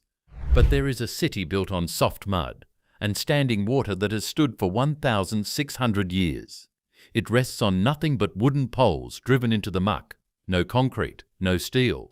The builders who raised it were not stronger than us, and their tools were worse. They understood one thing we forgot. Before they ever broke ground, they read the soil, and they did not fight what they found. By the end of this video, you will know exactly what they read and how to read your own ground before it cracks your house apart. Let us dive in. The ground under Venice is some of the worst you could ever try to build on. Soft clay, peat, loose sand, saturated with seawater. A modern engineer would call it a nightmare, and by every rule in a modern code, you should not put a stone building there at all. Yet the stone palaces are still standing. The bell towers are still standing. The ground did not defeat them. Now look at how we build today. A house goes up on firm, ordinary soil, the kind a Venetian builder would have wept with joy to find. We dig a trench. We pour a single rigid footing of concrete. And we pour the same footing whether the soil is sand, clay or rock, because that is what the plan says and that is what the inspector signed. Then, often within a single generation, the cracks begin. A door that no longer closes square, a diagonal line crawling out from the corner of a window, a garage slab split clean across. In the United States alone, one type of soil quietly causes more financial damage every year than earthquakes, floods, hurricanes, and tornadoes combined. Not a flood, not a fire, soil. It reaches under roughly 1 in 4 American homes, and it lifts them, drops them, and tears them open from below. Most of those owners were told they had a foundation problem. They did not. They had a reading problem. Because something does not add up. If the ground is the enemy, the city on the worst ground on earth should have sunk centuries ago, and the houses on good ground should never crack. The opposite is true. So the ground was never really the problem. The problem is that we stopped doing the first thing every serious builder used to do. We stopped asking the soil what kind of soil it was. 2,000 years ago, a Roman engineer named Vitruvius wrote it down in plain language. Before you build, test the ground. Dig down until you reach firm material. If the subsoil is soft and will not hold, drive timber piles until it does. And always spread the base of the wall wider than the wall itself. He was not guessing. He was recording what the best builders already did. That single book survived. Around 80 hand-copied versions of it were kept alive through the medieval centuries, many of them in monastery libraries. The masons who raised the cathedrals inherited that instruction directly. Read the ground first. Match the foundation to what you find. We inherited the same book. We simply stopped opening it. So what was the builder actually reading? Not a soil report. He had no laboratory. What he had was a shovel, a set of eyes, and time. He dug test holes, the same trial pits a site engineer still digs today. And he looked at what came up. He squeezed it in his hand to feel whether it was sand that crumbled or clay that smeared. He noticed how deep he went before water seeped in. He watched the same field through a wet winter and a dry summer, and saw whether the ground swelled and shrank or stayed still. He looked for the cracks that opened in August, and the soft spots that swallowed a fence post by spring. The land told him what it was, if he was patient enough to watch. He was not measuring minerals. He could not have named the chemistry, and he never tried. He was reading behavior, and behavior was all that mattered. A foundation does not fail from what soil is. It fails from what soil does. Ground misbehaves in a handful of ways, and a builder who could name them could defeat them. Some ground swells, it drinks water and expands with real force, then dries and pulls back, breathing up and down with the seasons until anything rigid sitting on top of it splits. Some ground is simply too weak to carry weight. Soft clay, peat, marsh. Press on it, and it gives, like setting a brick on a wet sponge. And some ground moves on its own, in places where the earth itself shakes, where a rigid wall is the most dangerous thing you can build. A modern slab treats all three the same way. One stiff plate of concrete, fighting whatever the ground does by sheer force, until the ground wins. The old builder did the opposite, and this is the whole heart of the video. He did not have one foundation. He had a question. Which way does this ground move? Once he had the answer, he never tried to overpower the soil. He gave it room. He let the building swell with it, or float on it, or flex with it, or pass straight through it to something solid below. There is no such thing as good ground or bad ground. There is only ground that has been read, and ground that has not. Everything the cathedrals and the cities got right comes down to that one shift. They stopped fighting the soil and started answering it. The Pantheon has been standing for 1,900 years. Its dome is 43.3 meters across. That is 142 feet of unreinforced concrete, spanning a space wider than any dome built before or since, without steel reinforcement. No rebar, no tension cables, no expansion joints, just concrete. It weighs 4,535 metric tons, and it has not been repaired since antiquity. Your driveway was poured 5 years ago. Look at it, cracks running through it like veins. Your garage foundation, the one you paid thousands for, is already showing stress fractures along the edges. The industry standard lifespan for a modern concrete structure is 50 to 100 years, with regular maintenance. Most residential foundations start showing distress well before that. The Pantheon has survived earthquakes, floods, barbarian invasions, 17 centuries of Roman weather, and it is not just surviving. In January 2023, researchers at the Massachusetts Institute of Technology confirmed something that sounds like science fiction. The concrete inside the Pantheon and inside Roman structures across the former empire is actively repairing itself. Every time a crack forms, every time rainwater seeps through, a chemical process triggers inside the material that seals the damage. The concrete does not merely endure, it regenerates. You can build this. The recipe uses 3 ingredients. But here is the catch that kept this secret buried for 20 centuries. If you mix those 3 ingredients, the way every modern engineering textbook has taught since the 1800s, you end up with ordinary concrete that crumbles in 50 years, just like everything else. One detail in the mixing process changes the entire chemistry, and until 2023, no living scientist understood what that detail was. Before we decode this, I want to hear from you. Your house, your garage, your sidewalk. How long before the first crack appeared? Drop it in the comments. The modern failure. Why your concrete is designed to die. In 1824, a bricklayer in Leeds, England, named Joseph Aspdin, patented something he called Portland cement. He named it after Portland stone, a prestigious limestone prized for its color. Within a century, his invention had conquered the world. Today, Portland cement is the binding agent in virtually every concrete structure on Earth. Roads, bridges, skyscrapers, dams, foundations, airport runways, parking garages, and all of it is failing on a timeline that would have baffled a Roman engineer. Here are the numbers. The American Society of Civil Engineers released its 2025 infrastructure report card this past March. The overall grade for United States infrastructure is a C. That sounds mediocre. It is the best grade the country has received since ASCC started issuing report cards in 1998. The first grade in 1998 was a D. More than 42,000 bridges across the country are classified as structurally deficient. That is federal data from the National Bridge Inventory, updated in 2024. 168 million vehicle trips cross those deficient bridges every single day. The estimated cost to rehabilitate American bridges is $191.3 billion, and that is just bridges. The total infrastructure investment gap across all categories is $3.7 trillion. The average bridge in America is 47 years old. Most were designed for a 50-year service life. They are approaching or have already exceeded the lifespan they were engineered for, and unlike Roman structures, they are not getting stronger. But here is the part that should genuinely frustrate you. Modern concrete does not just crack because of age, It cracks because of the very material we embed inside it to make it stronger.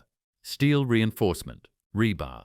When moisture penetrates concrete, and it always does eventually, it reaches the steel. The steel corrodes, and when steel corrodes, it expands. It pushes outward with enormous force. From the inside, the concrete splits open. The reinforcement that was supposed to provide tensile strength becomes the mechanism of destruction. Every bridge you see with rust stains bleeding down the support columns is watching this process in real time. Now consider this. The Ponte Fabricio in Rome was built in 62 BC by a road commissioner named Lucius Fabricius. It spans the Tiber River, connecting the east bank to Tiber Island. That bridge is over 2,080 years old. It still carries pedestrian traffic today. It is the oldest bridge in Rome, still standing in essentially its original state. No rebar, no Portland cement, no expansion joints. Inscriptions from Fabricius are still legible on the arches. And then there is the Pantheon, 43 meters across, nearly 2 millennia old, the largest unreinforced concrete dome ever built, still structurally flawless. Something does not add up. So why not just build like the Romans? Because until 3 years ago, scientists believed they already understood the Roman recipe. Volcanic ash plus lime plus water. Simple. Except the concrete they made with that recipe never performed like the Roman original. It cracked. It aged. It behaved like Portland cement with a slightly different flavor. Something was missing. And the missing piece had been hiding in plain sight the entire time. The code breaker. How it cracked a 2,000-year-old secret. For decades, the accepted explanation went like this. Roman concrete was special because of one ingredient, volcanic ash. Specifically, a type called pozzolana, named after the town of Pozzuoli near the Bay of Naples. When mixed with lime and water, this ash creates a chemical bond that hardens over time, even underwater. That part is true. The Romans shipped this ash across the entire empire for construction. But knowing the ingredients is not the same as understanding the process, and the process is where everyone went wrong. Professor Admir Masic, a materials scientist at the Massachusetts Institute of Technology, had been studying Roman concrete samples for years. Something kept nagging at him. Every time he examined ancient Roman concrete under high-resolution imaging, he noticed the same thing. Small white chunks scattered throughout the material, bright, distinct, millimeter-scale deposits of calcium carbonate. Scientists had a name for them, lime clasts. And for decades, every researcher who encountered these white chunks dismissed them as evidence of sloppy work, poor mixing, insufficient quality control. The Romans, according to this theory, simply had not stirred the batch thoroughly enough. This explanation never sat right with Masic. As he put it, if the Romans invested that much effort into creating the most outstanding construction material in history, following recipes they had optimized over centuries, why would they be careless about mixing? There had to be more to the story. So he dug deeper. Masic and his team at MIT, working with researchers from Harvard and laboratories in Italy and Switzerland, applied a technique called multi-scale correlative chemical mapping to Roman concrete samples from a 2,000-year-old city wall in Privonum, Italy. What they found overturned 2 centuries of assumptions. The lime clasts were not mistakes. They were not evidence of poor mixing. They were made from quicklime, not slaked lime. This distinction sounds small. It changes everything. If that just shifted how you think about concrete, a quick like helps this reach more people. Here is why it matters. For 200 years, every historian and engineer assumed the Romans used slaked lime in their concrete. Slaked lime is quicklime that has already been mixed with water. It is stable, cool, safe to handle, easy to work with. Every modern mason uses it. Even Vitruvius, the most famous Roman architect, described a process in his treatise De Architectura that seemed to confirm this. Mix lime with water first, then combine with the ash and aggregate. But the Privonum samples told a different story. The Romans were mixing quicklime directly into the dry volcanic ash before adding water, a process called hot mixing. When quicklime contacts water, it releases enormous heat. The internal temperature of the mixture can exceed 200 degrees Celsius. That is not a minor detail. That temperature creates entirely different chemical compounds, calcium alumina silicates that simply cannot form at room temperature. It is literally a different material at the molecular level compared to concrete made with slaked lime. And the heat does something else. It does not dissolve the quicklime completely. Some of it survives as those bright white lime clasts, trapped inside the hardened concrete like dormant repair kits waiting to be activated. This is the part that matters. When a crack forms in Roman concrete, rainwater enters the fracture. It reaches a lime clast. The water dissolves the reactive calcium inside the clast, creating a calcium-rich solution. That solution flows along the crack path, filling the gap. Then it recrystallizes as calcium carbonate, a strong mineral that bonds to both sides of the fracture. The crack seals shut. The concrete has just repaired itself. But it goes further than that. The recrystallized calcium carbonate can also react with surrounding pozzolanic material to form additional cementitious compounds. The repair is not a temporary patch. It is chemically identical to the original binding matrix. In some cases, the repaired zone becomes stronger than the surrounding material because the reaction fills micropores that existed since the original pore. Masick and his team proved this in the laboratory. They manufactured concrete using the hot mixing method, following the Roman process as closely as possible. They deliberately cracked it. They ran water through the cracks using a flow circuit with precise measurements. Within 2 weeks, the cracks had completely sealed. Water flow dropped to zero. An identical batch of concrete made without quicklime, made the standard modern way with slaked lime, never healed. The water kept flowing through indefinitely. After 30 days, no change. Every lime clast in Roman concrete is a dormant reservoir of reactive calcium. When activated by water entering a crack, it restarts the cementing process locally. The concrete does not just patch itself. It generates new bonding material at the exact point of damage. And because the lime clasts are distributed throughout the entire mass of the concrete, this self-repair capacity exists everywhere in the structure, not just at the surface. This is why Roman structures do not merely survive across centuries. They actively adapt to stress. Every crack is an opportunity for the material to rebuild itself from the inside. If this kind of buried knowledge matters to you, consider subscribing. Most of what I cover here has been forgotten or deliberately buried, and I think that is worth changing. The frozen construction site. Pompeii confirms everything. There was one lingering doubt. The 2023 study analyzed samples from a single wall in Privernum. Critics could argue this was a local anomaly. Maybe this one builder used quicklime while the rest of the empire followed Vitruvius. Then archaeologists opened a time capsule. In Pompeii's Reggio 9 district, excavators had been working through a block of residential buildings that were damaged by an earlier earthquake and undergoing renovation when Vesuvius erupted in 79 AD. The volcanic ash buried the neighborhood under meters of debris in a matter of hours, and inside one particular house, it preserved something no one expected to find: an active Roman construction site, not ruins, not finished walls, a job in progress. Workers had stacked ceramic roof tiles neatly against a wall, sorted and ready for reuse. Masonry tools lay where they had been set down. Amphorae used for transporting construction materials sat nearby. Some walls were complete, others were half-built, the wet mortar still fresh when the ash entombed them. And on the ground, arranged in distinct piles, sat the raw materials the builders had been about to use. Professor Masick visited the site in early 2024. When he walked in and saw those material piles, untouched since 79 AD, he said tears came to his eyes. Everything was so vivid, so perfectly preserved, it felt as if Roman workers might walk back through the doorway at any moment.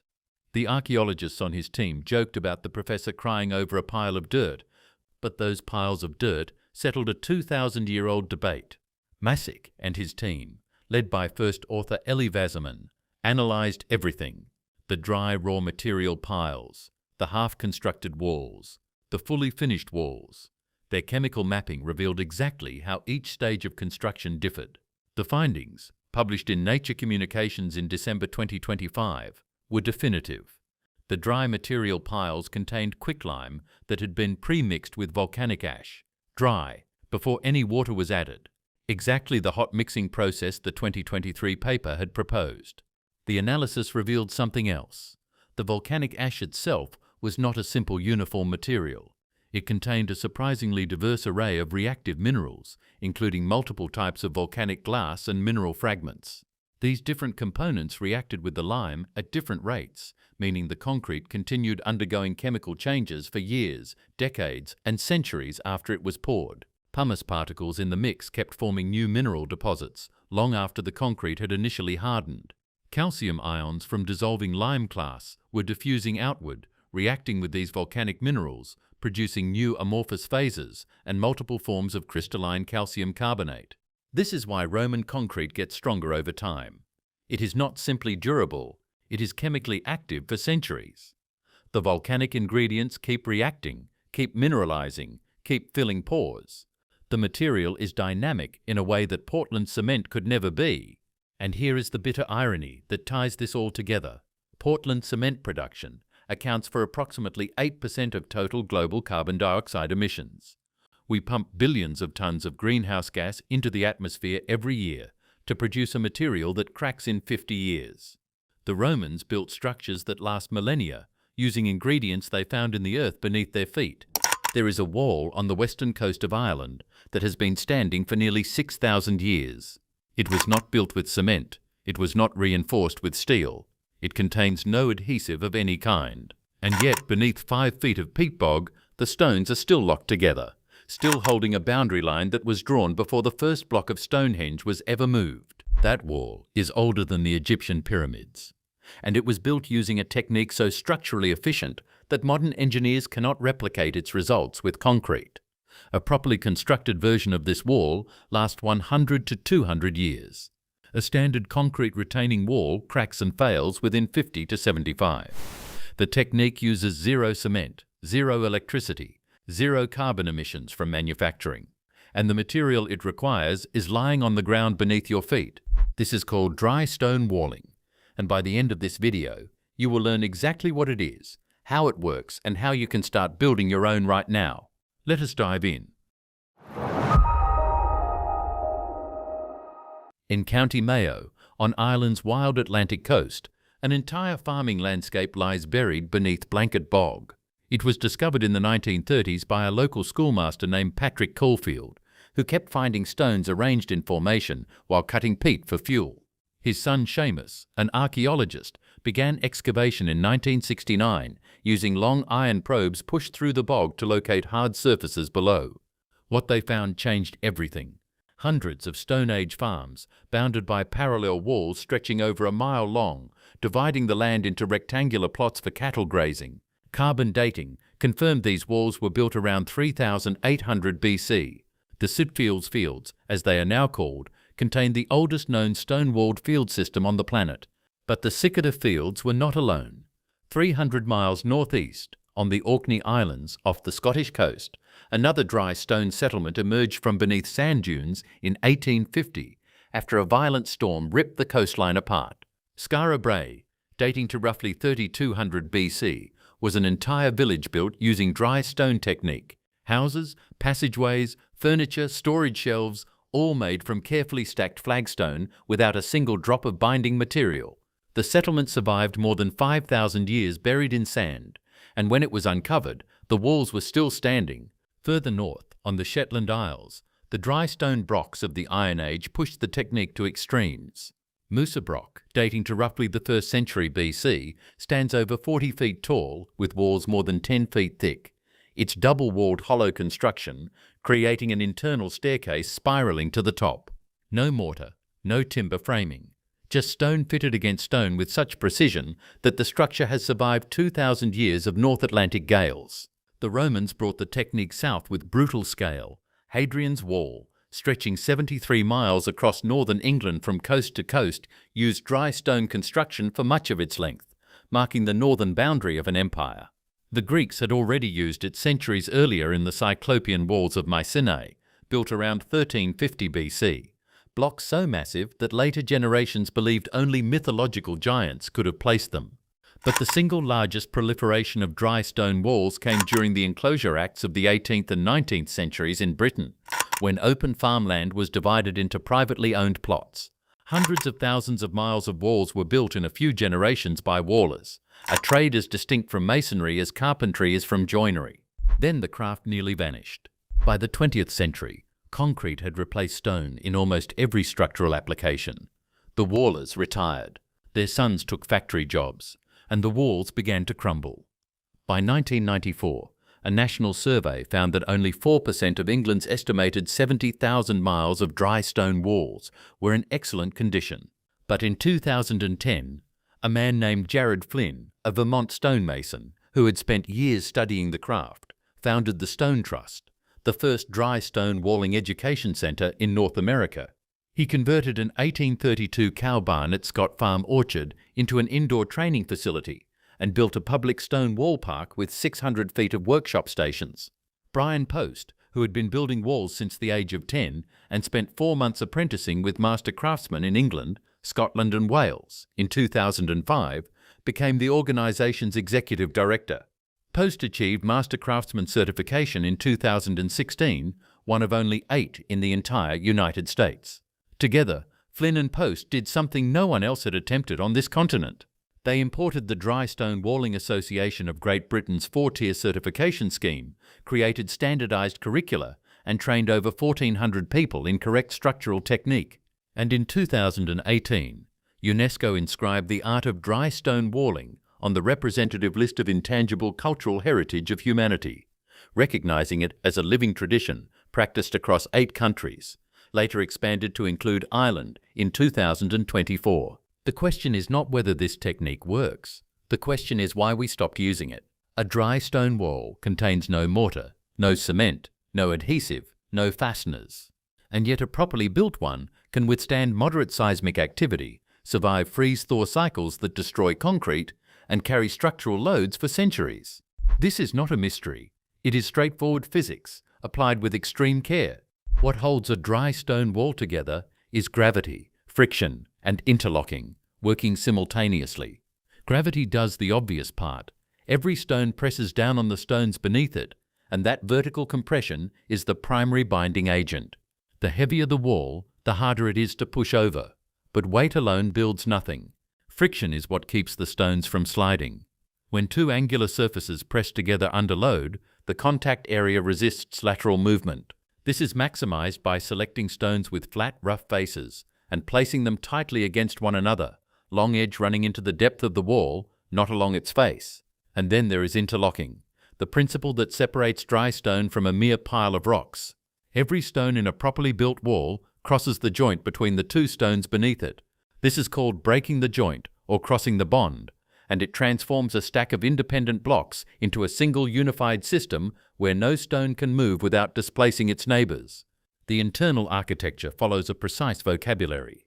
At the base sit the footing stones, the largest and flattest available, laid in pairs to establish the width of the wall.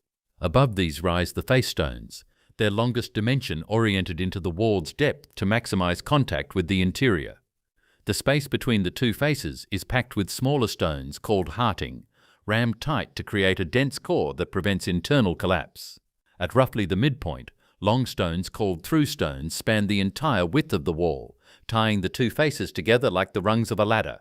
Above the through stones sit the second lift of face stones and hearting, and the wall is finished with a row of coping stones set vertically along the top to shed water and lock the upper courses in place. Here is the thing that makes this system different from any mortared wall. A dry stone wall has batter, a deliberate inward lean on both faces, narrowing from a wide base to a narrower top. This lean redirects the thrust line, the path along which compressive force travels through the structure, keeping it within the middle third of the wall's cross-section. As long as the thrust line stays in the middle third, the entire wall remains in compression. The moment it drifts into the outer third, part of the joint goes into tension, and stone, which has almost no tensile strength, begins to separate. That is how walls fail, not from weight, but from geometry. But researchers at the University of Bath discovered something that should have rewritten the engineering textbooks. Despite being made of brittle components, dry stone walls behave as ductile structures. They can deform significantly under pressure without catastrophic failure. When a mortared wall cracks, the crack propagates through the rigid mortar and the structure collapses. When a dry stone wall shifts, the stones rearrange slightly, redistribute the load, and settle into a new equilibrium. The wall bulges, it leans, it does not fall. And there is one more property that engineers found surprising. Dry stone walls exhibit tensile strength through interlocking, despite being assembled without any cohesive material. The friction and geometry of the stones create a structural behavior that mortar was supposed to provide but often does not. This is why features like the swan neck, a sinuous double curve in the wall's horizontal plane, are considered the ultimate test of a waller's skill. A swan neck demands that every principle of dry stone physics be maintained through a continuously changing geometry. The batter must remain constant through the curve. The through stones must span an interior that widens and narrows with each turn. The coping must follow a flowing line while still shedding mortar. There is no mortar to compensate for a poorly placed stone. Every block must find its position through gravity, friction, and interlock alone. The swan neck does not merely look impressive. It proves that the technique works under the most difficult conditions geometry can impose. The evidence for dry stone walling superiority over modern alternatives is not anecdotal. It is institutional.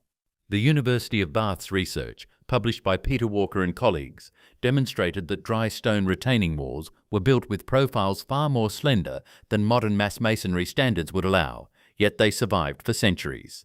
The common engineering assumption that mortarless structures have dangerously low safety margins was wrong. The walls had been standing proof of their own structural adequacy the entire time. Engineers simply had not tested them. UNESCO's inscription in 2018 was not ceremonial. It was an explicit recognition that dry stone walling is a living engineering practice, not a relic. The inscription covered Croatia, Cyprus, France, Greece, Italy, Slovenia, Spain, and Switzerland, with Ireland joining in 2024. These are not developing nations clinging to outdated methods. They are countries that chose to preserve the technique because it works. The Dry Stone Walling Association of Great Britain, established in 1968, estimates that approximately 200,000 kilometres of dry stone walls exist across the United Kingdom. Many of these are over 200 years old. The walls that were built during the Enclosure Acts of the 1700s are still standing, still holding livestock, still defining property boundaries. The concrete fence posts installed next to them in the 1950s have already been replaced twice. The environmental case is equally damning. Cement production accounts for approximately 8% of global carbon dioxide emissions, roughly 1.6 billion metric tons per year. If the cement industry were a country, it would be the third largest emitter on the planet, behind only China and the United States. Stone has a carbon footprint of 0.079 kilograms of carbon dioxide per kilogram. Concrete's footprint is nearly double that, at 0.15 kilograms per kilogram. Steel is 35 times worse, at 2.8 kilograms per kilogram. A dry stone wall uses no cement at all. And then there is the ecological dimension that no one talks about. A completed dry stone wall contains between 15 and 25% air by volume, creating an ecosystem with its own microclimate. Insects, spiders, beetles, and snails colonize the interior spaces. Wrens, tits, and wagtails nest in the crevices. Toads, frogs, lizards, and slow worms use the walls as winter hibernation sites and summer hunting grounds. Mosses, lichens, ferns, and pennywort cover the exposed faces. In lowland Britain, a dry stone wall is often the only surrogate for natural scree or cliff habitat in farmland. A concrete wall, by contrast, is biologically dead. There is also the drainage advantage that structural engineers consistently underestimate. A dry stone wall is permeable. Water passes through it freely. A mortared or concrete retaining wall traps water behind it, and when that water freezes, it expands, creating hydrostatic pressure that cracks the structure from the inside. This is the single most common failure mode for concrete retaining walls, and it is a problem that dry stone walls do not have. There is a framing method so durable that structures built with it are still standing after more than 600 years. No steel reinforcement, no engineered lumber, no chemical preservatives. Just wood joined to wood, held together by wooden pegs, and the precise geometry of the joints themselves. The oldest examples have survived floods, fires, bombing raids, and centuries of English weather without a single replacement beam. Yet the average American home, built with modern materials and modern codes, begins showing structural distress within 20 to 30 years. Warped studs, nail pops, sagging headers, soft spots under the bathroom floor. We are told the solution is better fasteners, better sheathing, better engineered wood products. But the real solution was perfected before any of those things existed. It is called timber framing, and by the end of this video, you will understand exactly why it works, why it disappeared, and why it is making a comeback right now. Let us dive in. The practice of joining large timbers with interlocking cuts rather than metal fasteners is not a medieval invention. It is far older. Archaeological evidence from Neolithic lake dwellings in Switzerland, dating to roughly 3,500 years before Christ, shows mortise and tenon joints cut into structural timbers. The technique was already sophisticated. By the time the Romans were building across Europe, timber framing had become a formalized construction discipline. The house of the Opus Craticium at Herculaneum, preserved under volcanic ash when Vesuvius erupted in 79 AD, remains one of the oldest documented timber-framed buildings in the world. The Romans did not merely stack logs. They cut joints, fitted members and created frames that distributed load across the entire structure. But it was medieval England where timber framing reached its engineering apex.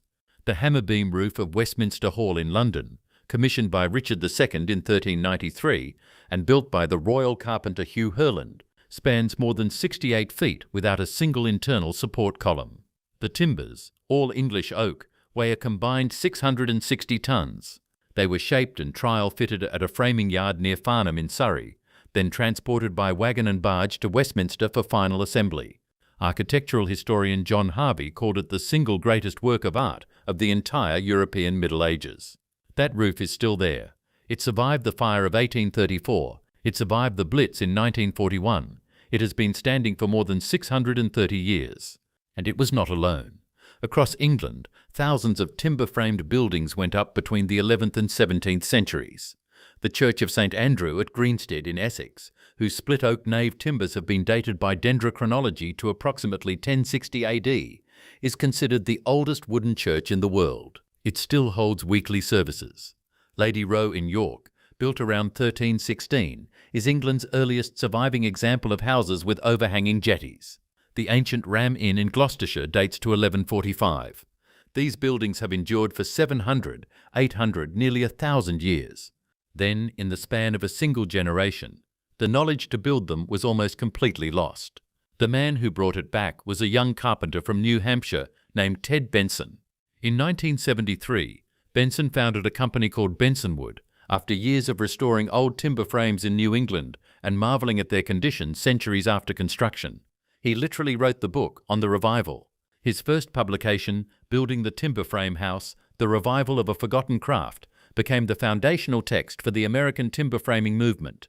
In 1984, Benson co-founded what would become the Timber Framers Guild, formally incorporated in 1985. It was the first organized effort to preserve and teach traditional timber joinery in the United States in over a century. To understand why timber framing outlasts modern stick framing, you need to understand one principle from material science, the difference between distributed stress and concentrated stress. A mortise and tenon joint works by inserting a projecting piece of wood, the tenon, into a precisely cut rectangular hole, the mortise. When a structural load presses down on the joint, that force is transferred across the entire mating surface of the tenon and mortise. The wood fibers on both sides of the joint share the compressive load. There is no single point of failure. The load path follows continuous wood grain from one timber into the next. A nail does the opposite. When you drive a nail through a 2x4, you are splitting wood fibers apart. The nail creates a void in the grain. The structural load must pass through a tiny contact area where the steel shaft meets the surrounding wood. This is a stress concentration, a point where force is focused rather than distributed.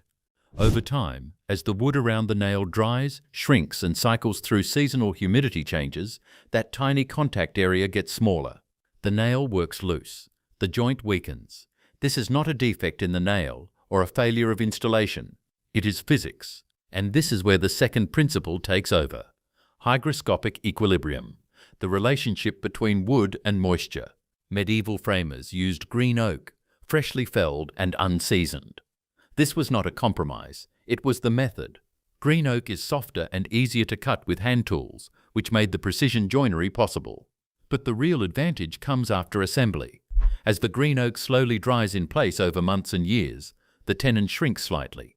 The mortise, constrained by the surrounding frame, grips the tenon tighter. The joint actually gets stronger with age. The wooden peg, called a tree nail, undergoes the same process. It contracts, then stabilizes at the moisture content of its environment. The joint reaches equilibrium. Modern dimensional lumber takes the opposite path. Kiln-dried 2x4s are dried rapidly to a target moisture content of about 19% or less. Then they are shipped to a construction site, where they are exposed to whatever ambient humidity exists. In a humid summer, the studs absorb moisture and swell. In a dry winter with the furnace running, they lose moisture and shrink. They warp, twist, cup, and bow. The framing lumber in a modern house is fighting itself from the moment the drywall goes up. Every nail, every metal connector plate, every Simpson strong-tie bracket is struggling to hold wood that does not want to stay where it was placed. There is a third principle that completes the picture: redundant load paths and frame ductility. In a timber frame, every beam connects to every other beam through continuous joinery. The frame is a self-bracing system. Load travels from rafter to tie beam to post to sill in an unbroken path of wood-to-wood contact. When one joint settles, the adjacent joints absorb the movement. The entire structure flexes as a unit. This is ductility, the ability to deform under stress without catastrophic failure. A timber frame under seismic load or wind load does not shatter. It sways and returns. The joints absorb energy through friction and compression rather than through brittle metal connections. In a stick-framed house, each stud is an individual member connected to the next by a metal plate or a nail. There is no continuous load path through wood. The load must transfer through a steel nail into a narrow strip of grain, through another nail into another stud. When one connection fails, the adjacent connections take more load than they were designed for. The failure does not self-correct. It cascades. Consider a concrete comparison. A typical stick-framed exterior wall uses 2x4 studs at 16 inches on center. Each stud carries its load independently. Remove one stud and the wall sags. In a timber frame, a single 8x8 post carries the load that would require 6 or 8 stick-frame studs. But the critical difference is that the timber post's connections are compressive joints, not tension-dependent nails. Compression joints do not loosen over time. They tighten. The evidence for timber framing's superiority is not theoretical. It is architectural. It is standing in fields and towns across England and Europe, and it has been standing for centuries. Westminster Hall's hammerbeam roof has survived for more than 630 years, including direct incendiary bomb damage on the night of May 10, 1941, during the London Blitz. The timbers required repair, but the joints held. The structure did not collapse. When repair work was carried out, the original joinery was found to be largely intact, with oak timbers still measuring more than 2 feet in cross-section after 5 centuries of service and deathwatch beetle damage. The Timber Frame Engineering Council, which operates under the Timber Framers Guild, has conducted ongoing research into historic timber connections and has documented joint performance that exceeds the design life of any modern connector by an order of magnitude. Greenstead Church in Essex is a living case study. Its split oak nave timbers, dated to approximately 1060 AD, have been standing and in continuous religious use for nearly 1,000 years. The wood has weathered, darkened and compressed, but the structural integrity of the palisade construction remains intact. The Weald and Downland Living Museum in West Sussex houses more than 50 historic buildings, many of them timber-framed structures rescued from demolition and rebuilt on site. These buildings, some dating to the 14th and 15th centuries, demonstrate the practical longevity of traditional joinery under real-world conditions. The United States Department of Agriculture Forest Products Laboratory in Madison, Wisconsin, has published extensive data on the compressive strength of hardwood species commonly used in timber framing. White oak, the traditional American timber framing species, has a compressive strength parallel to grain of approximately 6,800 pounds per square inch.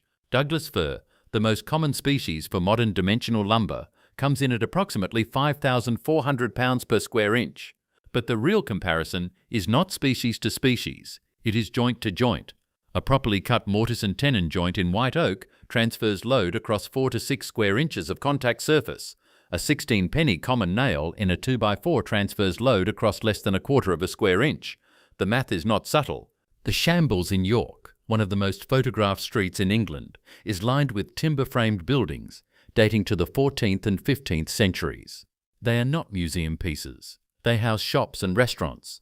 People walk through them every day. Lady Row on Goodrham Gate, built around 1316, is still standing after more than 700 years with its original jettied upper floors intact. In the United States, the case for timber framing's modern viability is made by the more than 100 community building projects the Timber Framers Guild has completed since 1988. These are not decorative pavilions. They are functional structures, bridges, barns, shelters and houses of worship built by volunteer crews using traditional joinery, standing across North America and still performing decades after construction. Hadrian's Wall is 1900 years old, 73 miles of stone built by Roman legions in 122 AD. The legions left, the empire fell. The mortar holding the stones together is still doing its job. The wall around the parking lot of any modern hardware store is 20 years old. Cracked, failing. We did not lose the stone. We lost the recipe. If you have ever poured a bag of mortar from the hardware store and felt it fight back as it dried, you have already met the problem.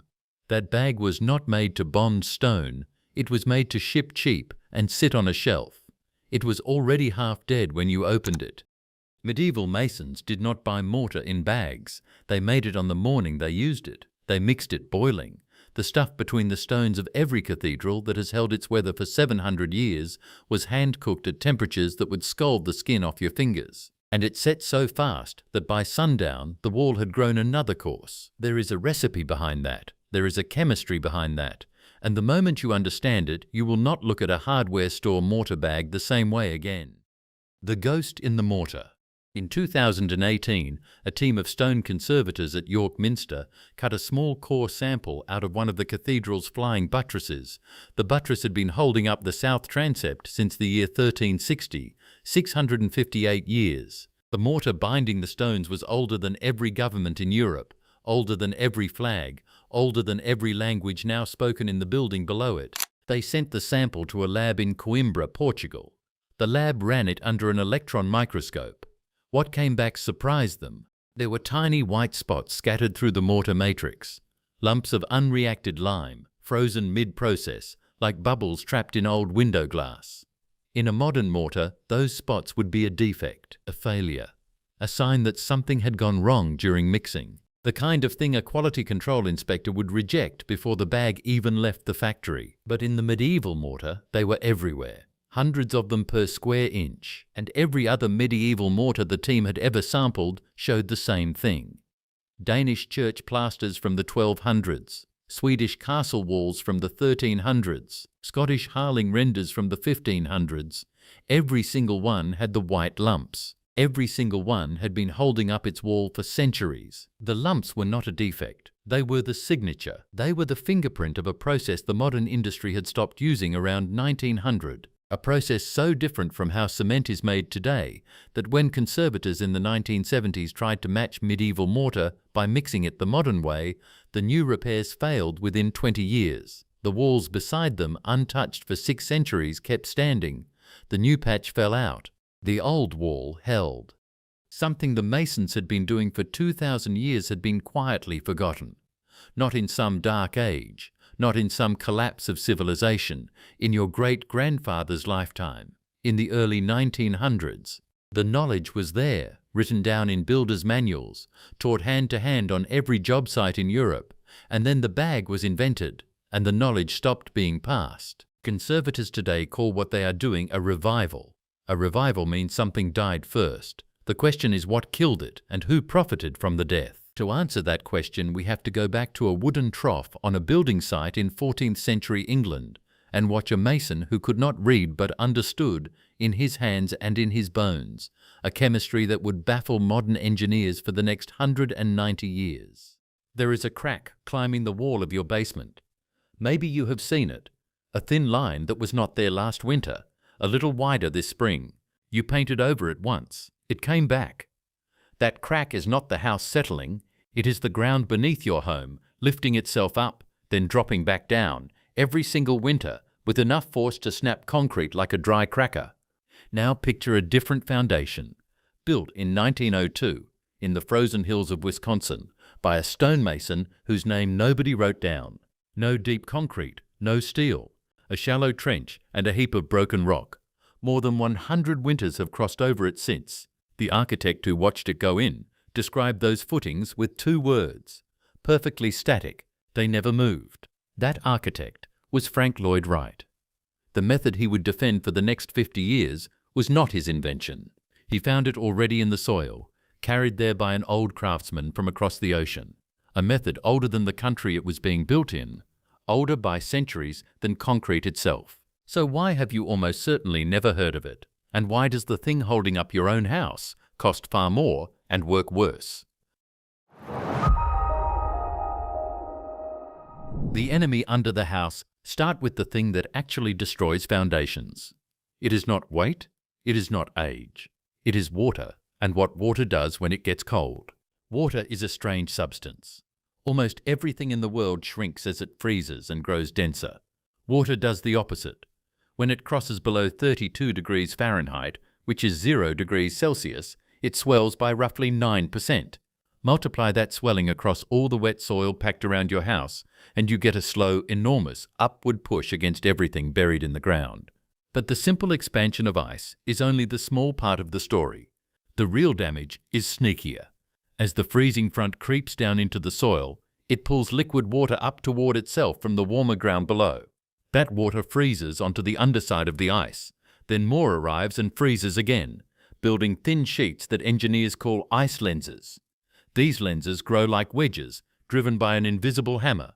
They lift whatever sits above them. Roads buckle, fence posts rise out of the ground, driveways crack into puzzles, and the footings of your home shift.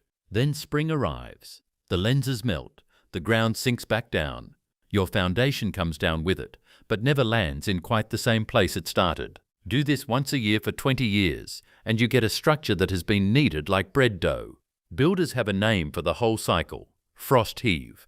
The Federal Highway Administration has linked it to billions of dollars in damage to American infrastructure every year, and that number does not even count the cracked basements of ordinary homes. Here is the part that should bother you. Your foundation was supposed to be the one thing in the house you never had to think about. Get it wrong, and you do not get a tidy repair. You get doors that stick in their frames, floors that tilt a little more each year, and a wall splitting open 1 slow millimeter at a time while you sleep. So how do you stop a force strong enough to lift a building? For the last 100 years, the modern answer has been to fight it head-on. That answer, it turns out, was the wrong one. The wall that fights waters. Walk onto any construction site today, and you will see the same ritual. A machine digs a deep trench, often 3.5 to 4 feet down, sometimes deeper, all the way below the line where the ground freezes in winter. Into that trench goes a wall of poured concrete laced with steel. Heavy, continuous, sealed tight against the world. The logic sounds airtight. If frost only reaches down a certain depth, then plant your footing below that depth where the soil never freezes, so the frost can never get underneath it to lift it. Build a barrier so deep and so solid that the cold simply cannot reach the base of it. Wright watched this done all over Wisconsin and called it what it was: terribly expensive. Digging that deep burns labor, fuel and material before a single wall goes up, and here is a fact most homeowners never learn. In a great many houses, the concrete buried in the footings and foundation weighs more than everything else in the building put together. You are paying to manufacture, haul and bury tons of the most energy-hungry material humans make, just to support a structure that weighs less than its own base. It gets worse, because the deep wall does not even solve the real problem.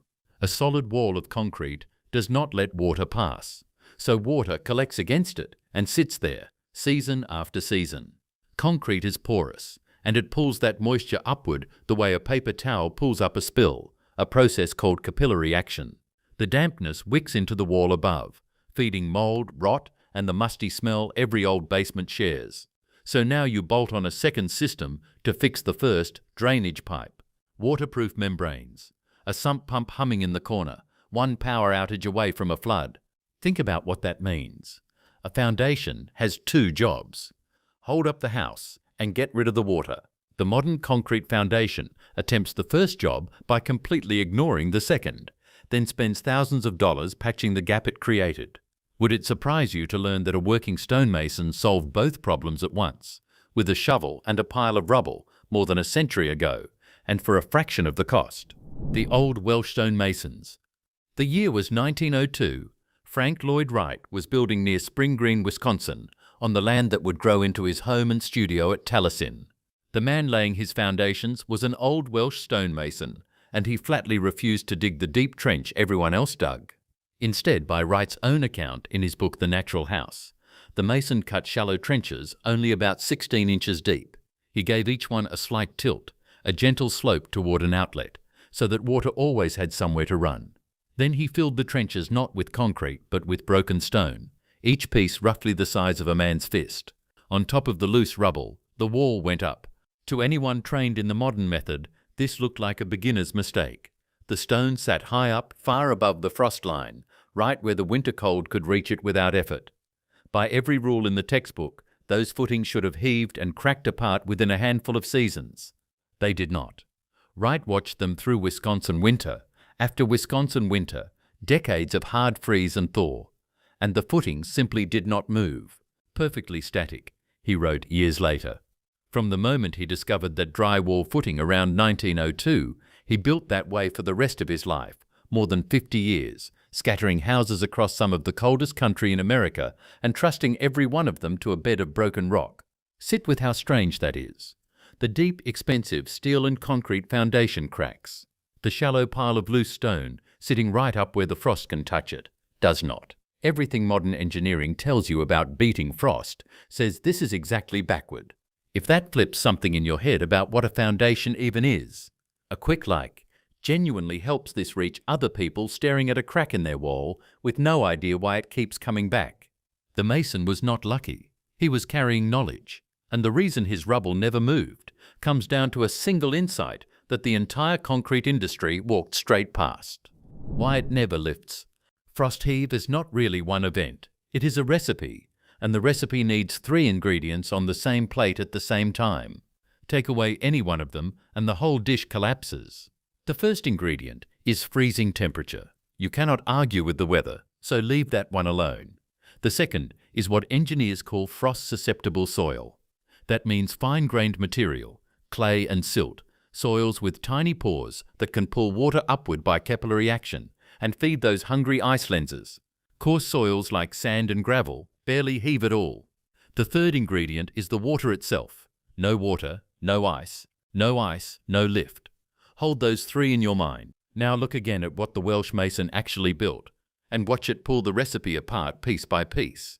That trench was tilted toward an outlet.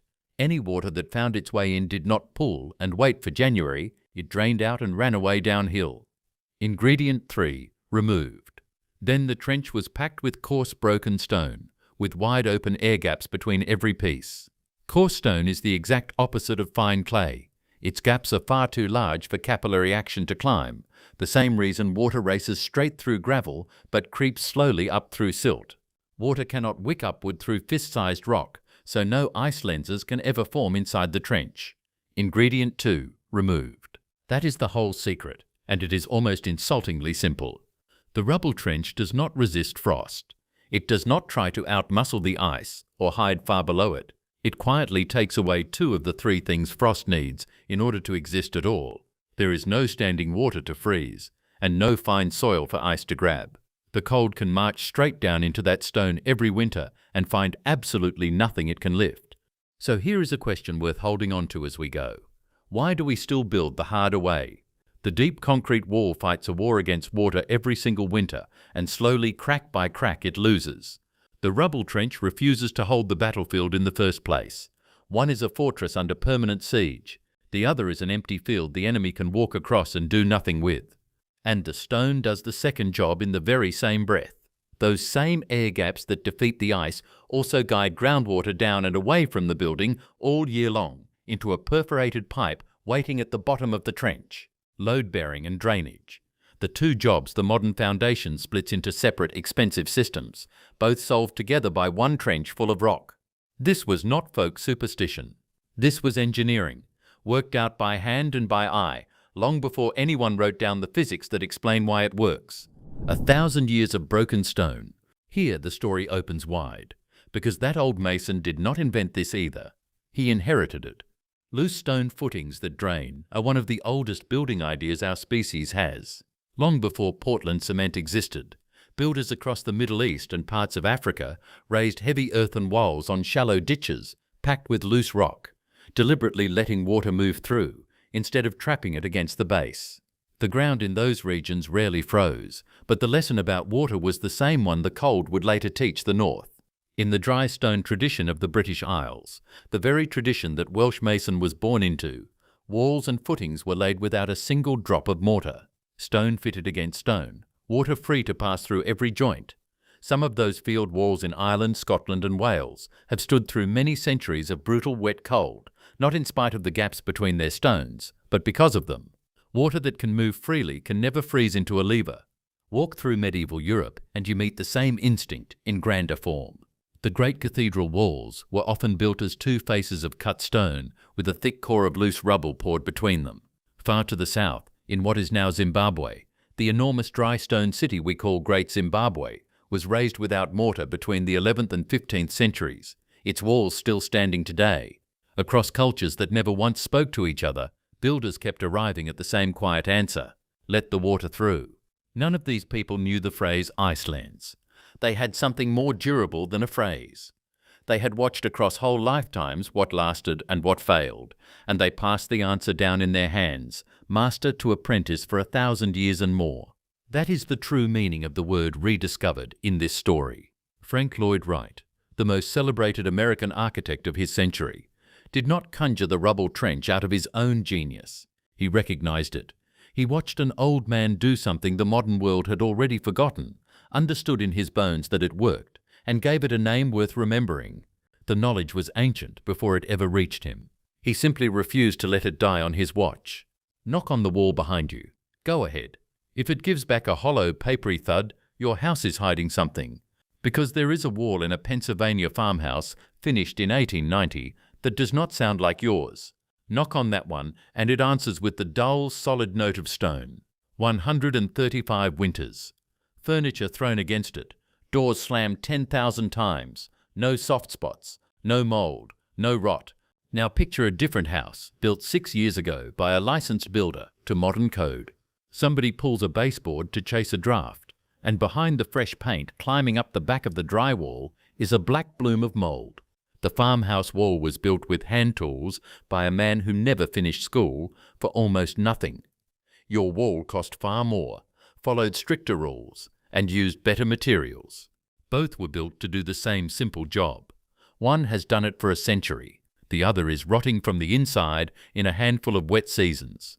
We did not forget how to build a wall that lasts. We had it. Then we replaced it, one improvement at a time, until the wall in your home became a trap, and almost nobody noticed it happening. To understand what we lost, you have to look at how that farmhouse wall was actually built. Not the paint, the wall itself. Behind the plaster, nailed across the studs, were hundreds of thin strips of wood called lath. Each strip was about 1.5 inches wide and 1/4 inch thick. The crucial detail is the spacing. They were nailed up with a deliberate gap between them, roughly the width of a pencil. That gap was the whole secret. When the plasterer pressed his first coat of wet plaster against the lath, it did not just stick to the surface. It squeezed through the gaps and slumped over behind the wood, forming thousands of little hooks. Plasterers call this the key. The wall was not glued on. It was locked behind the wood, gripping it from the back like a hand around a railing. That first pass was called the scratch coat because the moment it firmed up, the plasterer raked deep grooves across the whole surface. Those scratches gave the next layer something to bite. Then came the brown coat, thick and heavy, built up to bury every flaw and bring the wall dead flat. Last came the finish coat, a thin skin of lime, troweled until it was smooth and hard as a river stone.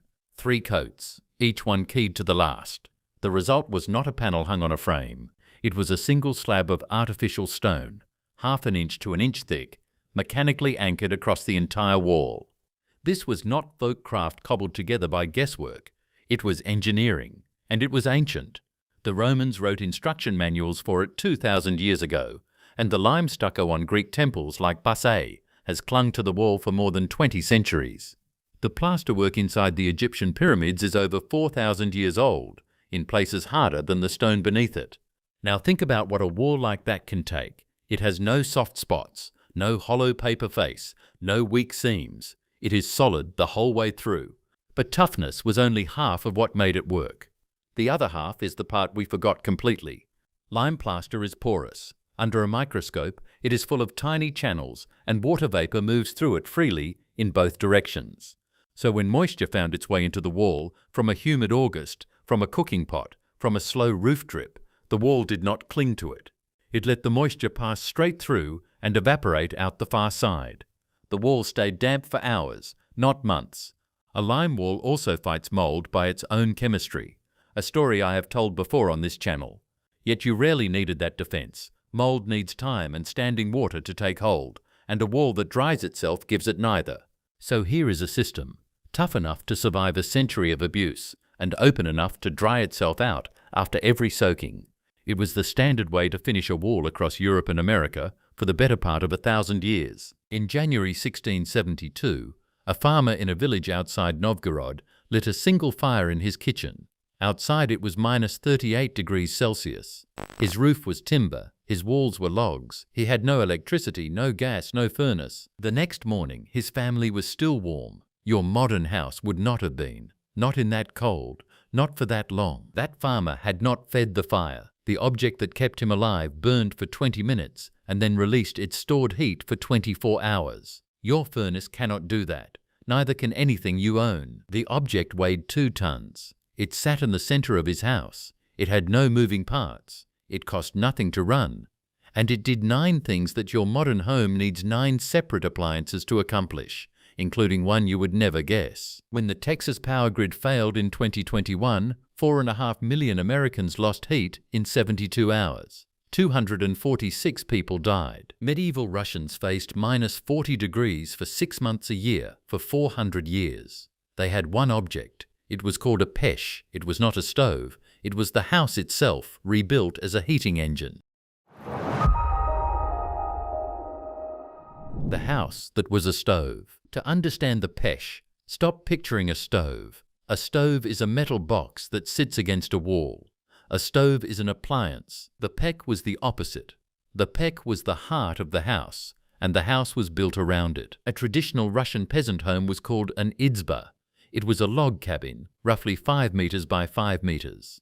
Inside that small footprint, the pesh occupied 1/3 of the floor space, sometimes half. In a small izba, when you walked through the door, the first thing you saw was not a room. It was a wall of whitewashed brick, sometimes 2 meters tall, with a curved black mouth opening onto the kitchen. That mouth was the hearth.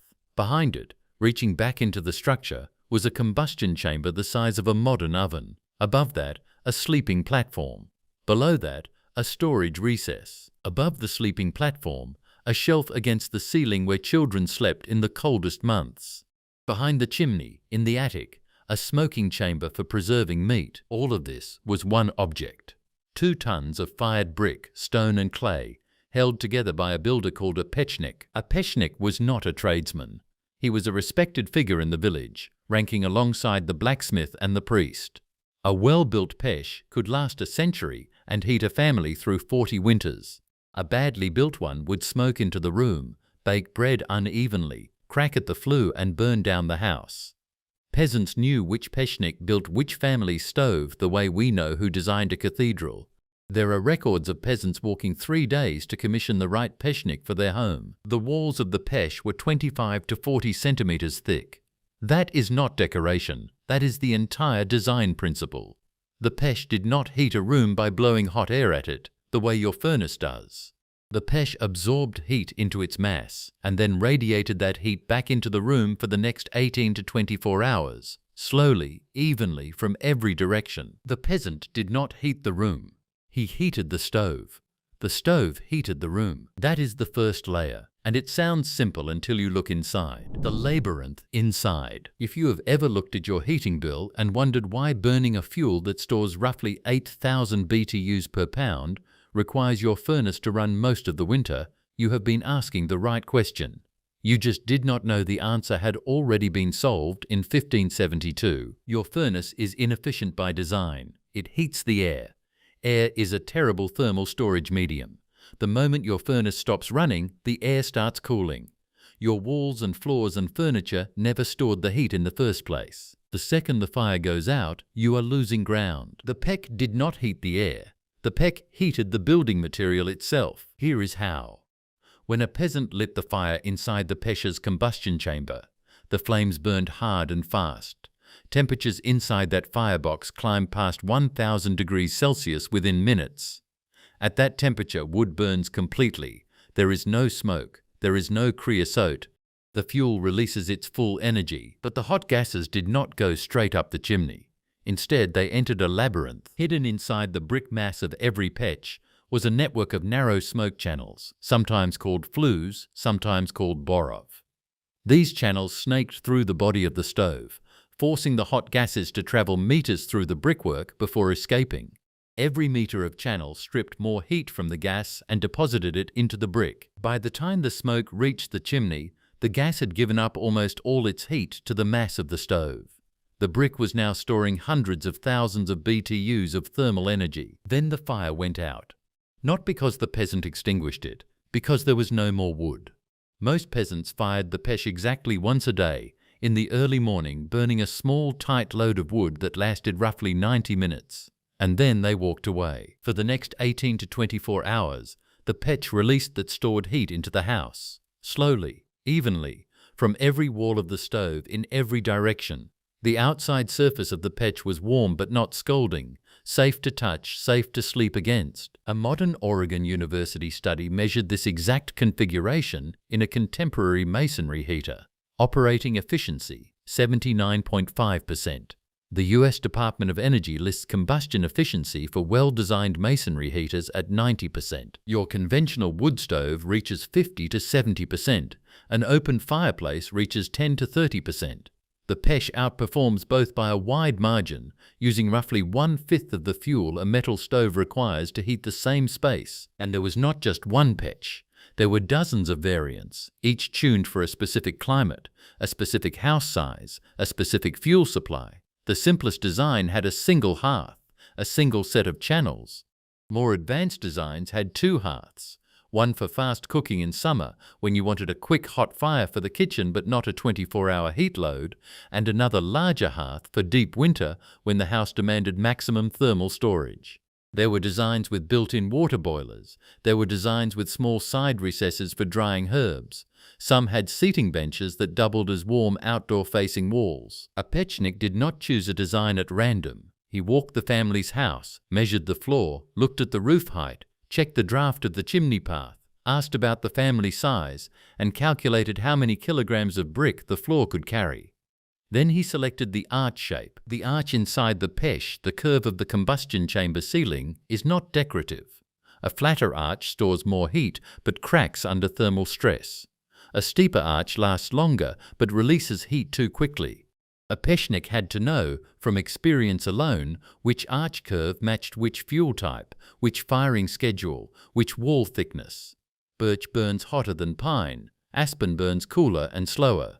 Each choice changed the engineering. This was not luck. This was not primitive guesswork. This was engineering, figured out by peasants in villages that had no schools, no physics departments, and no books, who solved a thermal mass heat transfer problem that your modern furnace still has not solved. And a peasant who had solved the heating problem did something remarkable with the solution. He moved in. 9 jobs, 1 fire. Here is where the peck stops being a stove and becomes something a modern architect would struggle to name. Once the fire had burned down and the bricks were storing their daily load of heat, the peasant had roughly 20 hours of radiant warmth to use. He did not waste it on just one task. He ran his entire life through that stove. He cooked inside it, not on top, inside. Cast iron pots went into the still hot combustion chamber on long wooden forks. Bread went onto the flat stone floor of the hearth and baked in residual heat. This slow, even cooking produced a style Russians still have a name for, tomleny, meaning roughly to languish. Baked milk, pearl barley, mushrooms in sour cream. Certain dishes exist that literally cannot be reproduced in a modern oven, The flavor comes from the dying heat of a pech after the fire is out. He slept on it. The top of the pech was called the leżanka. Every night in winter, the warmest place in the house was that flat brick shelf, roughly head-high, tucked beneath the ceiling where the warm air naturally gathered. Russia Beyond documents that the leżanka held a steady 25 to 27 degrees Celsius through the coldest nights. Not hot, warm. It was reserved by tradition for the oldest members of the family. The elders slept on the leżanka, children slept on the shelves beside it. In the poorest households, 6 people slept in a pile on and around a single stove. He dried food on it, herbs, grains, mushrooms, fish. He hung them over the warm mass and they preserved for the winter. He smoked meat in it. The chimney passed through the attic before exiting the roof, and that attic passage contained a small chamber where hams and sausages could hang in the thin, cool smoke that rose during firing. He healed in it. Russian peasants believed, and not without reason, that the pech could cure winter illness. Sick children were wrapped and placed on the leżanka. Patients with chest infections breathed the warm, moist air that rose from it. The steam was used for inhalations. He gave birth on it. This is not folklore. This is documented in 19th century Russian ethnographic records, including accounts that women of noble and royal families also gave birth in or on the pech.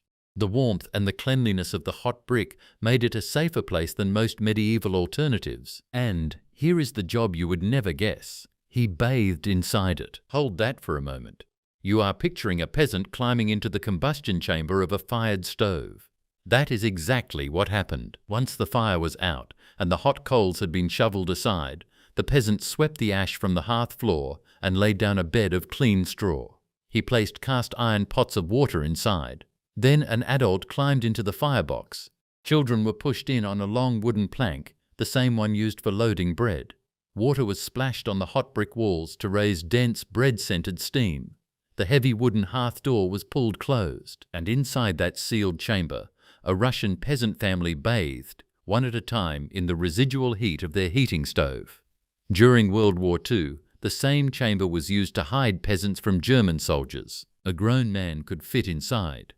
Wikipedia documents survivors, that is 9 functions: cooking, heating, sleeping, drying, smoking, healing, birthing, bathing, hiding, 1 fire a day, 1 object, no electricity, no gas, no moving parts. If that changed how you think about what a home is supposed to do, a quick like helps this video reach more people. Now here is the part that should make you angry. Why modern heating fails. If you have a natural gas furnace in your basement right now, it is roughly 80 to 95% efficient on paper. That sounds comparable to a pech. It is not. Efficiency on a furnace spec sheet measures the combustion of the fuel. It does not measure what happens to the heat once combustion is done. Your furnace heats air, pumps that air through ducts, and delivers it to rooms. Along the way, it loses heat through duct walls, through uninsulated basements, through leaky joints, through the simple physics of air that stratifies, hot at the ceiling, cold at the floor. Worse, your furnace runs intermittently. It fires on, warms the air for a few minutes, cycles off, and cools. The cycle never stops. Every time it cycles off, the system begins losing. Every time it fires, it burns fuel to recover ground it just lost. The PEC did not do this. The PEC fired once. It burned for 90 minutes. It never fired again until the next morning. The temperature in the izba did not swing, because the heat source was not the fire. The heat source was the brick. And the brick released its load of energy so gradually that a peasant sleeping on the leżanka at 3 in the morning was as warm as the peasant eating breakfast beside it at 7. There is a phrase for what your furnace does. It is called a 60-degree battle. Outside air hovers around 20 degrees Fahrenheit in a cold winter. You want your house at 70. Your furnace fights that 40 to 60 degree gap every hour of every day, for every month of winter. And when it stops fighting, for any reason, your house collapses back toward the outside temperature within hours. A medieval Russian peasant did not fight that battle. He had built a house that stored warmth the way a stone in the sun stores sunlight. His pech was the stone, the fire was the sun. 20 minutes of burn, 24 hours of radiation. This is the mirror moment. Your heating system was designed to fight the cold. The pech was designed to store the warmth.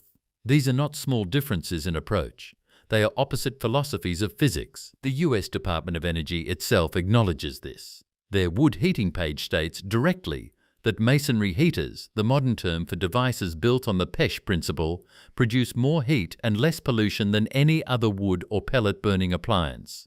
And yet almost no American home has one.